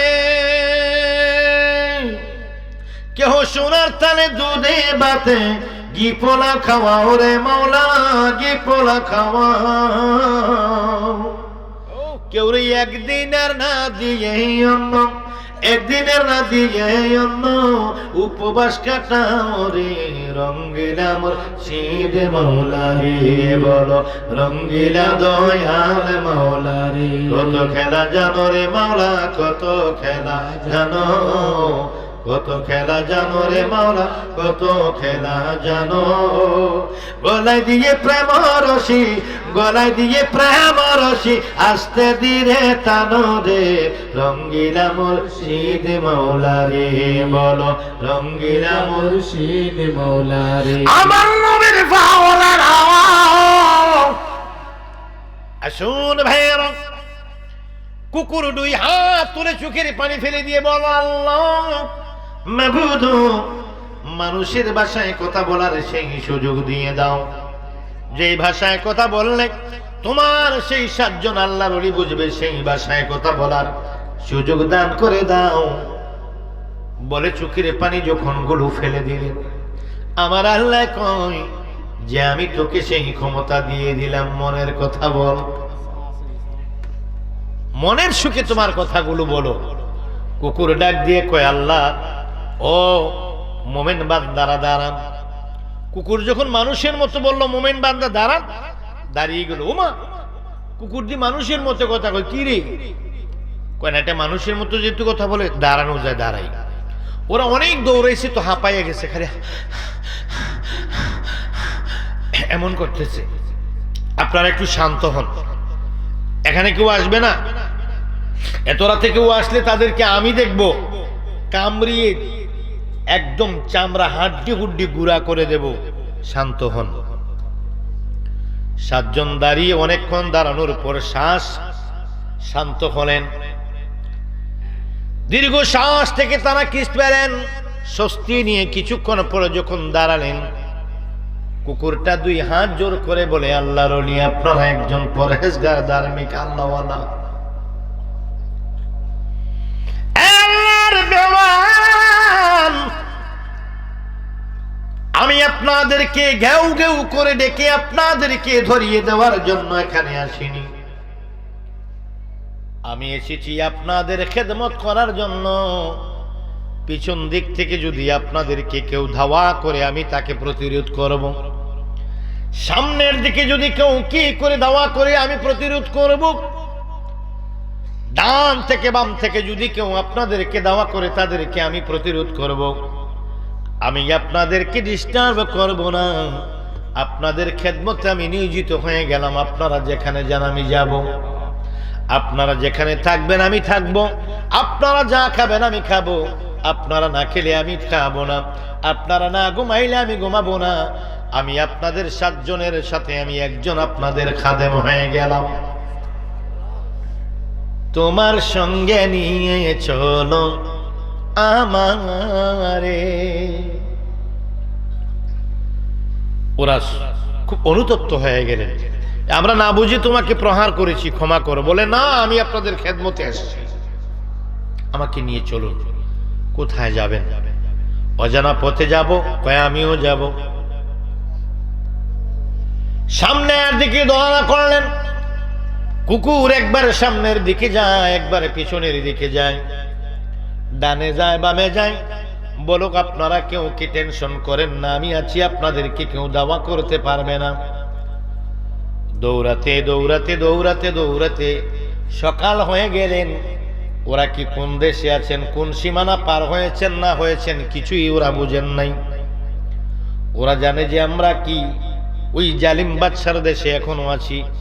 আসলে না, তারা এক দেশ পার হয়ে আর এক ধার্মিক পরহেজগার বাদশা নাকি এলাকার ভিতরে ঢুকে গেছে। ঢুকার পর যখন কি হয়ে গেল, ফর্সা হয়ে গেল, সকাল হয়ে গেল, গিয়ে দেখে অনেক কি বাড়িঘর দেখা যায়। এতক্ষণ তারা দৌড়াইছেন কি অরণ্য, কখনো কখনো গ্রাম পড়ে, কখনো কখনো পড়ে না, কখনো জঙ্গল, কখনো পাহাড়, কখনো বাড়িঘর। এখন দেখে তারা এমন এক এলাকায় এসেছে মোটামুটি ভালোই জনবসতি আছে। সকাল হয়ে গেছে, তাদেরকে ধরিয়ে বাদশার কাছে যদি দিয়ে দেয় কি করবে? অপরিচিত মানুষ, তারা বিপদে পড়বে বিদায়। একটু সামনে গেলেন, যাইয়া দেখে একটি উঁচা বড় পাহাড়, উঁচা একটি বড় পাহাড়। ওই পাহাড়ের সামনে গিয়ে দেখেন একটি পাহাড়ের ভিতরে অনেক ভিতরে গভীর একটি গুহা, গভীর একটু গুহা। তারা বললেন খুব ভালো হয়েছে, একটি গুহা পেয়েছি। সারা রাত দৌড়িয়েছি, সারা রাত দৌড়িয়েছি, দৌড়াতে দৌড়াতে ক্লান্ত হয়ে গেছি, চলো আমরা গুহার ভিতরে একটু রেস্ট করি, পরে উঠে কি করা যাবে আগামীকাল রাতে আবার দেখব, আজকে দিনটা চলো একটু রেস্ট করি। বলে তারা গুহায় ঢুকে গেলেন। যেই মাত্র তারা গুহার ভিতরে ঢুকে গেলেন, কুকুর ডাক দেয়া কয়, কুকুরের নাম হলো কিতমির। কুকুর বলে আপনারা টেনশন মুক্ত ভাবে ঘুমান, এই গুহার দরজার ভিতরে আমি দারোয়ানের ডিউটিটা পালন করছি। পৃথিবীর যত মহাশক্তি দরাসুক আমি তাদের সঙ্গে মোকাবেলা করব, আপনারা টেনশন মুক্ত ঘুমান। তুমিও তার শাস্তি দেওয়ার জন্য উত্তম শাস্তিদাতা গোনা তুমি রব্বুল আলামিন। মাবুদ, আমরা দিনের বেলায় তোমার গোলামি করতে পারি না, আমরা সেই বাদশার গোলামি করতে হয়, সেজদা করতে পারি না। তাই রাতের বেলা রাতকে রেখেছি তুমি আল্লাহর জন্য নিবেদন করে। মাবুদ, মেহেরবানি করে আমাদের আজই আমাদের সেজদা, মনের সেজদা কবুল করে নাও। বলার পরে আমার আল্লাহ পাক রব্বুল আলামিন তাদের কষ্টগুলো দেখে আমার মাওলাই সিদ্ধান্ত নিচ্ছেন তাদেরকে কি করতে হবে। অনেকদিন পর্যন্ত তারা সেই বাদশার দরবারে গোলামি করতে লাগলেন। বাদশার দরবারে গোলামি করতে করতে করতে করতে দিন যাচ্ছে। অনেক দিন যখন পুরাতন হয়ে গেল, তখন তাদের প্রতি আগের মতো আর কড়া নজরদারি নেই। ওই জালিম বাদশা ময়দানে যায় প্রতিদিন বিকাল বেলায়, রাজ দরবারের বাউন্ডারির বাইরে গিয়ে তিনি উজিরি নাজিরিদেরকে নিয়ে, রাজ দরবারের উল্লেখ্য যোগ্য ব্যক্তিদেরকে নিয়ে তিনি মাঠের মধ্যে কুস্তিগিরি খেলা করে। কুস্তি খেলার মধ্যে নেমে যায় বাদশা, খেলার মধ্যে পটু, ভালো খেলতে পারে। এবং খেলার প্রতি তার খুব বেশি একটা নেশা। বিকাল বেলায় এসে খেলে, বিকাল বেলায় দীর্ঘ সময়ে তিনি রাজদরবারের বিশেষ ব্যক্তিবর্গদেরকে নিয়ে খেলতে নেমে যায়। ওই বাদশার খেলা দেখার জন্য শত শত দর্শক সেই খেলার ময়দানে ভিড় করে দেখে। ফুটবল খেলা, ক্রিকেট খেলা, বিভিন্ন খেলা আমাদের দেশে যেমনি দাঁড়িয়ে দাঁড়িয়ে মানুষ কি করে, দর্শকরা যেমনি করে উপভোগ করে, রাজ দরবারে সেই রাজকীয় মেহমানরা, আশেপাশের লোকজনেরা সেই রাজ দরবারে এসে বাদশার খেলাগুলো দেখতে আসে। খেলা যখন জমে যায়, কারো দিকে কারো খেয়াল থাকে না। তুমুল খেলা যখন জমে যায়, সবাই অপলক নয়নে তাকিয়ে থাকে। গত 2 বছর না 3 বছর আগে ওই যে আর্জেন্টিনা খেলা গেল, গোল মানে খুব কাটাকাটি চলছে, মানে ফুট করে গোল হয়ে যেতে পারে। গোলের একটা মারাত্মক রূপ ধারণ করেছে। এমন সময় মানুষ কেমন ভাবে তাকায়, তার পকেটের মোবাইল আছে না নাই খবর নেই। এমন সময় তার দুনিয়ার কোনো খেয়াল থাকে না, মানে খুব হার্টবিট বাড়া থাকে। গোল গোল গোল এমন একটা প্রস্তুতি নিয়ে খালি চিৎকার দিবে। যখন গোল হয় চিৎকার মারে, গোল। ঠিক না বেঠিক? তুমুল খেলা জমে যায়। হঠাৎ করে আল্লাহর ওলিদের মাথায় একটা বুদ্ধি ঢুকলেন। মাকসালাইমা ইয়ামলিকাকে বলে, ভাই আমার মাথায় বুদ্ধি এসেছে, আমাদেরকে প্রথম বাউন্ডারির বাহিরে যাইতে দেওয়া হতো না। অনেকদিন পুরাতন হওয়ার কারণে আমরা যখন নিজে নিজে যাই আর আসি, আমাদের প্রতি বিশ্বাস তৈরি হয়েছে। এখন আমাদেরকে আগের মতো পাহারা দেওয়া হয় না। বিকাল বেলায় খেলা দেখার মতো আমাদেরকে কি করা হয়, স্বাধীনতা দেওয়া হয়। চলো আমরা কি একটা কৌশল করে কি আমরা এখান থেকে পালিয়ে যাই শুধু আমার আল্লাহর ইবাদত করার জন্য, স্বাধীনভাবে। আমরা যেন বাকি জীবন স্বাধীনভাবে আল্লাহর ইবাদত করতে পারি। চলো এখান থেকে পালিয়ে যাই। বললো এত বড় রাজ দরবার থেকে চতুর্দিকে পাহারা, কেমনে কিভাবে আমরা পালিয়ে যাই? আইন প্রণয়ন বর্তমান জমানার মতো তখন এত বেশি কড়াকড়ি ছিল না, স্বাভাবিক। বলল হ্যাঁ বুদ্ধি পেয়েছি। মাকসালাইমা কয়, ভাই খেলার মাঠে সকলে যখন খেলা দেখতে যায়, এমন সময় কি খেলাটা একটা গভীর মুহূর্তে যখন যায়, আমি ইশারা করব, ইশারা করার সঙ্গে সঙ্গে একসাথে 7 জন বের হবে না। খেলা তুমুল জায়গায় যখন যাবে, এমন সময় একজন একজন করে আমরা পালিয়ে যাব। খেলার সেই পশ্চিম দিকে একটি জঙ্গল জুপজাপ রয়েছে, আমরা ওই মুহূর্তে যাব। খেলা শেষ পর্যায়ে, খেলাটা শেষ পর্যায়ে সন্ধ্যা গনিয়ে আসছে। সন্ধ্যা গনিয়ে অন্ধকার হয়ে আসছে, খেলাটাও জমে গেছে। এমন সময় একজন একজন করে আমরা সেই মানুষের বীরগুরু থেকে আস্তে আস্তে আড়াল হয়ে আমরা অন্ধকারে আমরা কি করব, পশ্চিম দিকের জঙ্গল দিয়ে আমরা পালিয়ে যাব।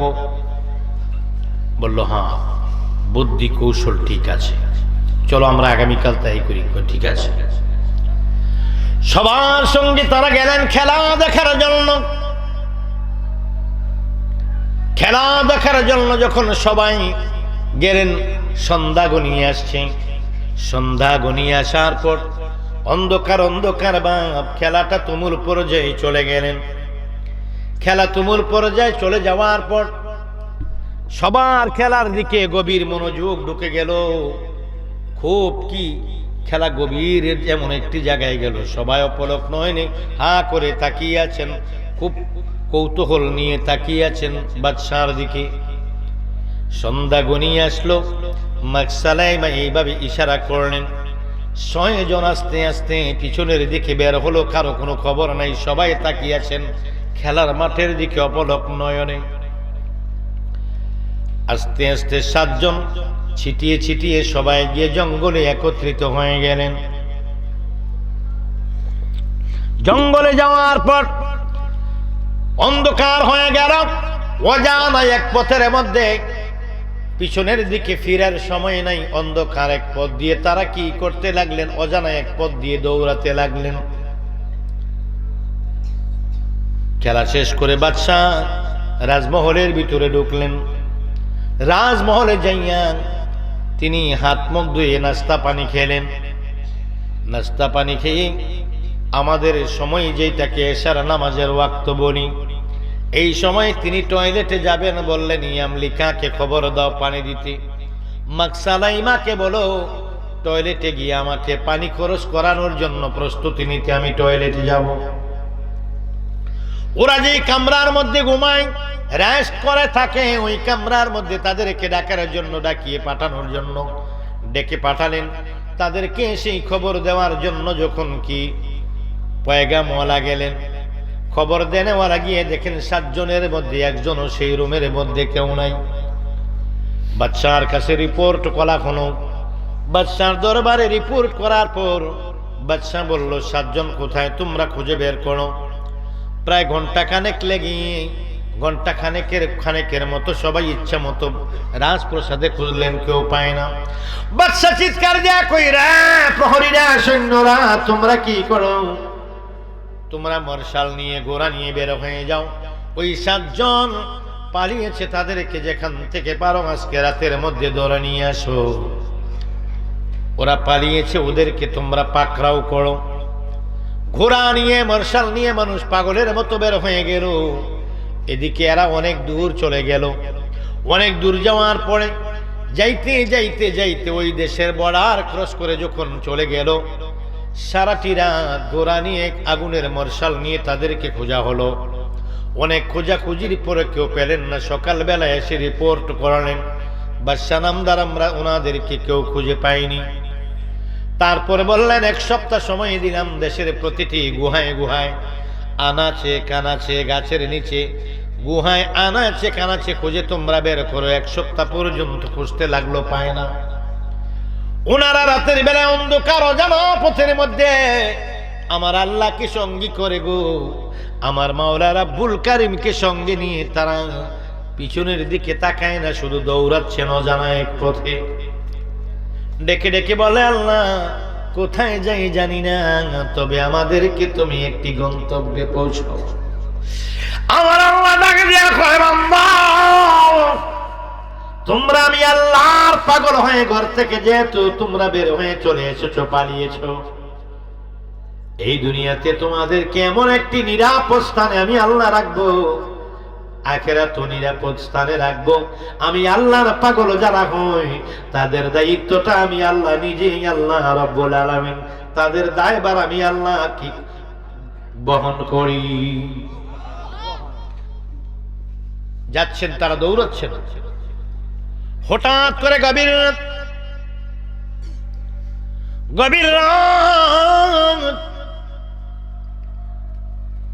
গভীর রাতের মধ্যে নির্জন একা তারা 7 জন দৌড়াচ্ছেন। হঠাৎ করে দেখে পিছন দিক থেকে একটা কুকুর ঘেউ ঘেউ করে ডাকছে। একটি কুকুর ঘেউ ঘেউ করে তাদের পিছনে দাওয়া করেছে, ডাকছে। একজন বললেন, ভাই এই কুকুরটা যে ঘেউ ঘেউ করে কুকুরের ডাকে মানুষগুলো সজাগ হয়ে যাবে, মানুষগুলো সজাগ হয়ে আমাদের পিছনে দাওয়া করবে, বাদশার কাছে দড়িয়ে দেবে, জীবনে আর কোনোদিন কি আমাদের উপায় থাকবে না। এই বলে যখন কি করলেন, মন্তব্য করলেন। একজন বললে, হ্যাঁ কুকুরটাকে দৌড়াতে হবে বলে একটি সামনে পাথরের কি পড়লো, টুকরো পড়লো সামনে। পড়ার পরে ওই পাথর দিয়ে কুকুরের মাথার মধ্যে আঘাত করলেন। কুকুরটা দামি কুকুর। কি কুকুর? এই কুকুরের নাম কোরআনে আছে। কুকুরটার নাম কেতপীর। কুকুরটার নাম কি? আল্লাহর ওলির প্রেমে পড়লে কুকুরও দামি হয়ে যায়, আর আল্লাহর ওলির বিরোধিতা করলে একজন মানুষও আল্লাহর ঘৃণিত একজন পৃথিবীর নিকৃষ্ট ব্যক্তি হয়ে যায়। আমার নবীর পাগলের আওয়াজ বন্ধু,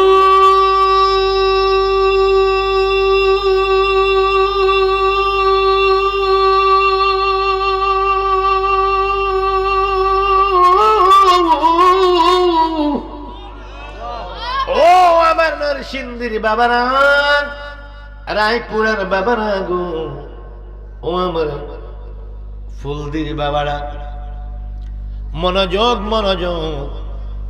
কুকুর কেন দামি? কুকুর দামি হয়ে যায় ওলি আল্লাহ মানলে, মানুষও পচে যায় ওলি আল্লাহর সনে বিরোধিতা করলে, ঠিক না বেঠি? ওলি মানবি আল্লাহর কাছে দামি, ওলি আল্লাহর বিরোধিতা করবি তুই কুত্তার তো খারাপ, নবীর সামনে বেয়াদবি করবি তুই কুকুরের চেয়েও খারাপ, শুয়োরের চেয়েও খারাপ। গভীর মনোযোগ। কুকুরটাকে যেই মাত্র আঘাত করলেন, কয়েকটি লাফ দিয়ে তা কুকুরটি তাদের সামনে চলে গেলেন। সামনে যাইয়া কুকুরের পা থাকে 4টি, পিছের 2টি পা দিয়ে বসে গেলেন। সামনের 2টি পা যেগুলো দিয়ে হাতের কাজ করে আল্লাহর দিকে উঠাইয়া চোখের পানিগুলো ছেড়ে দিলেন। ছেড়ে দিয়ে কয়, আল্লাহ গো, যেই ভাষায় কথা বললে তোমার 7 জন ওলি আমার কথাগুলো বুঝবে, এই ভাষায় মনের কথা বলার সুযোগ তুমি দান করে দাও। কত খেলা জানো রে মাওলা, কত খেলা জানো, গলায় দিয়ে প্রেম রশি, গলায় দিয়ে প্রেম রশি, আস্তে ধীরে টানো রে, রঙ্গিলা ভান্ডারি মাওলা রে, রঙ্গিলা ভান্ডারি মাওলা রে। ও মাওলা রে, কেউ চলে মজনু হালে, কেউ বা পাগল বেশে রে মাওলা, কেউ বা পাগল বে, আবার ঘরে বাড়াই সারাইয়া কৌরে, ঘর বাড়ি সারাইয়া কৌরে, গোরাও নানান দেশরে, রঙ্গিলা মুর্শিদ মাওলা রে বলো, রঙ্গিলা মুর্শিদ মাওলা রে বলো। কত খেলা জানো রে মাওলা, কত খেলা, ও কত খেলা জানো রে মাওলা, কত খেলা জানো, গলায় দিয়ে প্রেম রশি, গলায় প্রেম রশি, আস্তে ধীরে টানো রে, রঙ্গিলা মুর্শিদ মাওলা রে বলো, রঙ্গিলা মুর্শিদ মাওলা রে। ও মাওলা রে, কেহ সোনার তালে দুধে বাতে ঘি পোলা খাওয়াও রে মাওলা, ঘি পোলা খাওয়াও। কেউ রে একদিনের না দিয়ে অন্য, একদিনের না দিয়ে অন্য, উপবাস কাটাও রে, রঙ্গিলা মুর্শিদ মাওলা রে বলো, রঙ্গিলা দয়াল মাওলা রে। কত খেলা জানো রে মাওলা, কত খেলা জানো, কত খেলা জানো রে মাওলা, কত খেলা জানো, গলায় দিয়ে প্রেম রশি, গলায় দিয়ে প্রেম রশি, আস্তে ধীরে টানো রে, রঙ্গিলা মুর্শিদ মাওলা রে বলো, রঙ্গিলা মুর্শিদ মাওলা রে। আমার নবীর পাওয়ার আওয়াজ, আসুন ভাইরা। কুকুর 2 হাত তুলে চোখের পানি ফেলে দিয়ে বলো, আল্লাহ মাবুদ, মানুষের ভাষায় কথা বলার সেই সুযোগ দিয়ে দাও, যেই ভাষায় কথা বললে তোমার সেই 7 জন আল্লাহর ওলি বুঝবে, সেই ভাষায় কথা বলার সুযোগ দান করে দাও। বলে চোখের পানি যখন গুলো ফেলে দিলেন, আমার আল্লাহ কয় যে আমি তোকে সেই ক্ষমতা দিয়ে দিলাম, মনের কথা বল, মনের সুখে তোমার কথাগুলো বলো। কুকুর ডাক দিয়ে কয়, আল্লাহ ও মোমেন বান্দারা দাঁড়ান। কুকুর যখন মানুষের মতো বলল, মোমেন বান্দা দাঁড়ান, দাঁড়িয়ে গেল। ওমা, কুকুর দি মানুষের মতো কথা কয়, কি রে? কয় না, এটা মানুষের মতো যেহেতু কথা বলে দাঁড়ানো যায়, দাঁড়াই। ওরা অনেক দৌড়াইছে তো হাঁপাইয়া গেছে, খালি এমন করতেছে। আপনারা একটু শান্ত হন, এখানে কেউ আসবে না, এত রাতে কেউ আসলে তাদেরকে আমি দেখব, কামড়িয়ে একদম চামড়া হাড্ডি হুড্ডি গুঁড়া করে দেব। শান্ত হন। 7 জন দাঁড়িয়ে অনেকক্ষণ দাঁড়ানোর পর শ্বাস শান্ত হলেন। দীর্ঘ শ্বাস থেকে তারা কিস পেলেন, স্বস্তি নিয়ে কিছুক্ষণ পরে যখন দাঁড়ালেন, কুকুরটা দুই হাত জোর করে বলে, আল্লাহর ওলি, আপনারা একজন পরহেজগার ধার্মিক আল্লাহওয়ালা, আল্লাহর দেওয়ান, আমি আপনাদেরকে ঘেউ ঘেউ করে ডেকে আপনাদেরকে ধরিয়ে দেওয়ার জন্য এখানে আসিনি। আমি এসেছি আপনাদের খেদমত করার জন্য। পিছন দিক থেকে যদি আপনাদেরকে কেউ ধাওয়া করে আমি তাকে প্রতিরোধ করব, সামনের দিকে যদি কেউ কি করে ধাওয়া করে আমি প্রতিরোধ করব, ডান থেকে বাম থেকে যদি কেউ আপনাদেরকে ধাওয়া করে তাদেরকে আমি প্রতিরোধ করব। আমি আপনাদেরকে ডিস্টার্ব করব না। আপনাদের খেদমতে আমি নিয়োজিত হয়ে গেলাম। আপনারা যেখানে যান আমি যাব, আপনারা যেখানে থাকবেন আমি থাকবো, আপনারা যা খাবেন আমি খাবো, আপনারা না খেলে আমি খাবো না, আপনারা না ঘুমাইলে আমি ঘুমাবো না। আমি আপনাদের 7 জনের সাথে আমি একজন আপনাদের খাদেম হয়ে গেলাম। তোমার সঙ্গে নিয়ে চলো আমারে। ওরা খুব অনুতপ্ত হয়ে গেলেন। আমরা না বুঝে তোমাকে প্রহার করেছি, ক্ষমা করো। বলে, না, আমি আপনাদের খেদমতে এসেছি, আমাকে নিয়ে চলুন। কোথায় যাবেন? অজানা পথে যাব। কয়, আমিও যাব। সামনের দিকে দোয়ানা করলেন। কুকুর একবারে সামনের দিকে যায়, একবারে পিছনের দিকে যায়, ডানে যায় বামে যায়। বলুক, আপনারা কেউ কি টেনশন করেন না, আমি আছি, আপনাদেরকে কেউ দাওয়া করতে পারবে না। দৌড়াতে দৌড়াতে দৌড়াতে দৌড়াতে সকাল হয়ে গেলেন। ওরা কি কোন দেশে আছেন, কোন সীমানা পার হয়েছেন না হয়েছেন কিছুই ওরা বুঝেন নাই। ওরা জানে যে আমরা কি ওই জালিম বাদশার দেশে এখনো আছি। আসলে না, তারা এক দেশ পার হয়ে আর এক ধার্মিক পরহেজগার বাদশা নাকি এলাকার ভিতরে ঢুকে গেছে।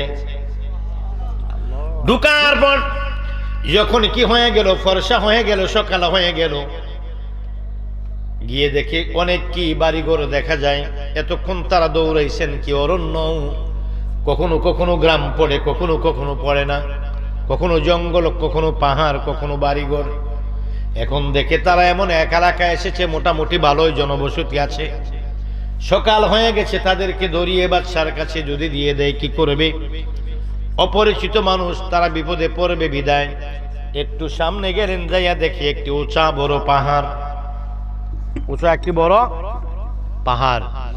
ওই পাহাড়ের সামনে গিয়ে দেখেন একটি পাহাড়ের ভিতরে অনেক ভিতরে গভীর একটি গুহা, গভীর একটু গুহা। তারা বললেন, খুব ভালো হয়েছে, একটি গুহা পেয়েছি। সারা রাত দৌড়িয়েছি, সারা রাত দৌড়িয়েছি, দৌড়াতে দৌড়াতে ক্লান্ত হয়ে গেছি, চলো আমরা গুহার ভিতরে একটু রেস্ট করি, পরে উঠে কি করা যাবে আগামীকাল রাতে আবার দেখব, আজকে দিনটা চলো একটু রেস্ট করি। বলে তারা গুহায় ঢুকে গেলেন। যেই মাত্র তারা গুহার ভিতরে ঢুকে গেলেন, কুকুর ডাক দেয়া কয়, কুকুরের নাম হলো কিতমির। কুকুর বলে, আপনারা টেনশন মুক্ত ভাবে ঘুমান, এই গুহার দরজার ভিতরে আমি দারোয়ানের ডিউটিটা পালন করছি। পৃথিবীর যত মহাশক্তি দরাসুক আমি তাদের সঙ্গে মোকাবেলা করব, আপনারা টেনশন মুক্ত ঘুমান।